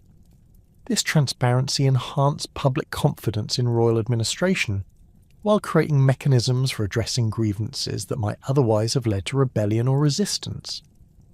The French monarchy pursued a different path toward administrative centralisation that emphasised royal prerogative and bureaucratic expansion rather than representative consultation. The Capetian kings who succeeded to Hugh Capet's throne in 987 gradually extended their direct authority from the Ile-de-France throughout the kingdom, employing a combination of military conquest, strategic marriages, and legal innovation that transformed France from a collection of autonomous principalities into a unified territorial state. The systematic expansion of royal domain lands provided the economic foundation for administrative development while reducing the independent power of great feudal lords. The creation of baillis and sénéchaux as royal representatives in the provinces established direct royal administration that bypassed traditional feudal hierarchies while ensuring consistent implementation of royal policies. These professional administrators, typically drawn from the minor nobility or educated clergy, owed their positions entirely to royal appointment and could be removed at the king's pleasure. Their systematic rotation between different provinces prevented the development of local loyalties that might compromise their effectiveness as royal agents, while creating a cadre of experienced administrators who understood conditions throughout the kingdom. The Parliament of Paris evolved from the king's feudal court into a sophisticated judicial institution that served as the supreme court for the entire kingdom, while developing legal doctrines that enhanced royal authority. The professional judges who staffed the Parliament created a body of jurisprudence based on Roman law principles and royal legislation that gradually displaced local customs and feudal privileges. The Parliament's appellate jurisdiction over cases from throughout France created uniform legal standards while generating substantial revenues for the royal treasury through court fees and confiscations. The French monarchy's fiscal innovations during the 14th century created new forms of taxation that provided unprecedented revenues while establishing royal authority over economic activities throughout the kingdom. The gabelle, or salt tax, created a royal monopoly over an essential commodity that generated substantial income, while demonstrating the crown's ability to regulate commerce. The taille, initially an extraordinary levy for military purposes, became a regular source of revenue that enabled the monarchy to maintain professional armies and expanded bureaucracies without relying on feudal military service. The Estates General that emerged during the early 14th century reflected the French monarchy's need for broader consultation during periods of crisis while maintaining royal prerogative over fundamental policy decisions. Unlike the English Parliament, which developed regular procedures for consent taxation, the Estates General met only when summoned by the king and possessed no established rights to control royal finances or policies. The division into 3 separate estates reflected social hierarchies, while preventing the development of unified opposition to royal authority. The Holy Roman Empire faced unique challenges in developing centralized administration due to its vast territorial extent, ethnic diversity, and the competing claims of emperors and popes to universal authority. The German kings who held the imperial title ruled through a complex system of feudal relationships that granted substantial autonomy to territorial princes while maintaining theoretical imperial supremacy. The Golden Bull of 1356, issued by Emperor Charles IV, formalised the electoral procedures for choosing emperors while recognising the sovereign rights of the 7 electors within their own territories. The administrative fragmentation of the Holy Roman Empire reflected both the practical impossibilities of governing such diverse territories from a single centre and the political strength of regional rulers who had consolidated their own governmental systems. The territorial principalities that emerged during the later medieval period developed sophisticated administrative machinery that rivaled royal governments in effectiveness while maintaining nominal allegiance to imperial authority. The Duchy of Austria, Margraviate of Brandenburg, and Kingdom of Bohemia created bureaucratic systems that enabled efficient governance of their territories while contributing to the overall weakness of imperial institutions. The imperial cities that achieved direct subordination to the emperor rather than territorial princes created islands of republican government within the feudal structure of the empire. Cities like Nuremberg, Augsburg, and Frankfurt developed sophisticated constitutional systems that balanced the interests of merchant elites, craft guilds, and ordinary citizens while maintaining the commercial prosperity that justified their privileged status. The Hanseatic League's political influence demonstrated how urban confederations could exercise authority that transcended traditional territorial boundaries while maintaining loyalty to imperial institutions. The Crown of Aragon developed a distinctive federal structure that accommodated the diverse legal traditions and commercial interests of Catalonia, Aragon, Valencia, and the Balearic Islands, while maintaining unified direction for external affairs. The Aragonese Cortes possessed extensive powers over taxation and legislation that limited royal authority more effectively than most contemporary representative institutions. The Justicia of Aragon served as a constitutional officer who could review royal actions and protect traditional privileges against monarchical encroachment, creating a system of limited monarchy that influenced later constitutional developments. The marriage of Isabel of Castile and Ferdinand of Aragon in 1469 created the dynastic union that would transform Spain into Europe's most powerful monarchy, while establishing precedents for the eventual unification of diverse territories under centralised royal authority. The Catholic monarchs, as they became known, maintained separate governmental systems for their respective kingdoms, while coordinating policies regarding military campaigns, religious affairs, and overseas expansion. Their conquest of Granada in 1492 completed the Reconquista, while providing resources and experience that would enable Spanish expansion into the Americas. The Spanish Inquisition, established in 1478, demonstrated how monarchical authority could employ religious institutions to achieve political objectives while creating unprecedented mechanisms for social control. The Inquisition's jurisdiction over heresy cases enabled the Crown to investigate and prosecute individuals whose loyalty might be questionable while confiscating property that enhanced royal revenues. The development of national identities during the later medieval period reflected both the administrative consolidation achieved by successful monarchies and the cultural changes that accompanied political unification. The French monarchy's promotion of the French language in official documents and legal proceedings gradually displaced Latin and regional dialects, while creating linguistic unity that reinforced political loyalty. The English monarchy's similar policies regarding English language usage served comparable purposes while distinguishing English political culture from continental European traditions. The emergence of national literatures during this period both reflected and reinforced the development of distinct political identities that transcended traditional regional and feudal loyalties. The Divine Comedy of Dante Alighieri employed vernacular Italian to create a literary masterpiece that demonstrated the cultural sophistication achievable in national languages while articulating political theories that supported imperial authority. Geoffrey Chaucer's Canterbury Tales similarly established English as a literary language capable of sophisticated expression, while portraying social types and relationships that reflected distinctly English cultural patterns. The military innovations that transformed medieval warfare during the 14th and 15th centuries enhanced monarchical power by creating professional armies that could overcome traditional feudal forces while requiring financial resources that only centralized governments could provide.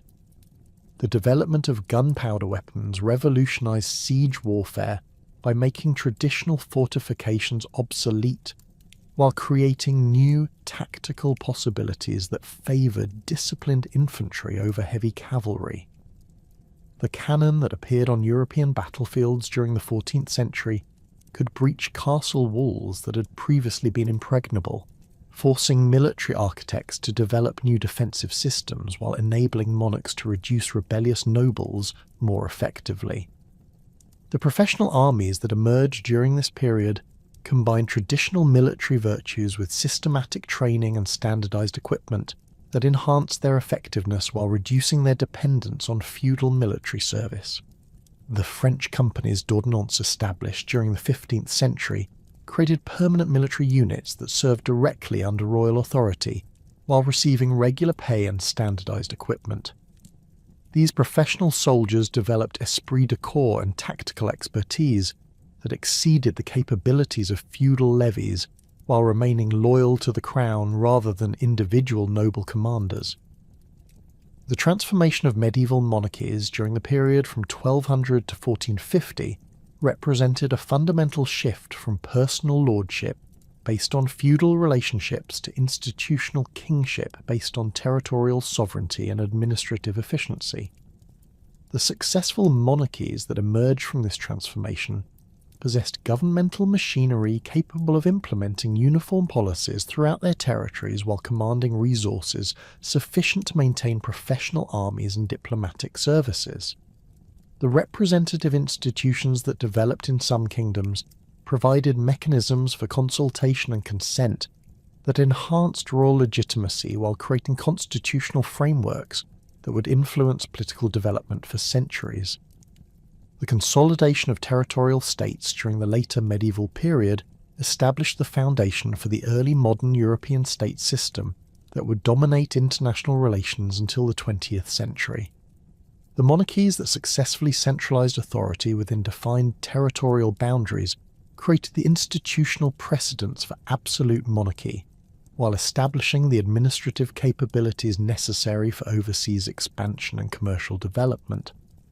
The constitutional limitations that developed in some kingdoms provided alternative models for political organization that would influence later democratic developments, while demonstrating the possibility of effective government based on consent rather than coercion. The medieval period thus concluded with the establishment of governmental institutions and political concepts that would shape European development for centuries. The transformation from feudal fragmentation to territorial monarchy represented one of the most significant political achievements in human history, creating stable governmental systems capable of supporting the cultural, economic, and military developments that would enable European expansion throughout the world. The administrative innovations, constitutional principles, and national identities that emerged during the later medieval period provided the foundation for the remarkable achievements of early modern European civilization, while establishing patterns of political organization that continue to influence contemporary governmental systems.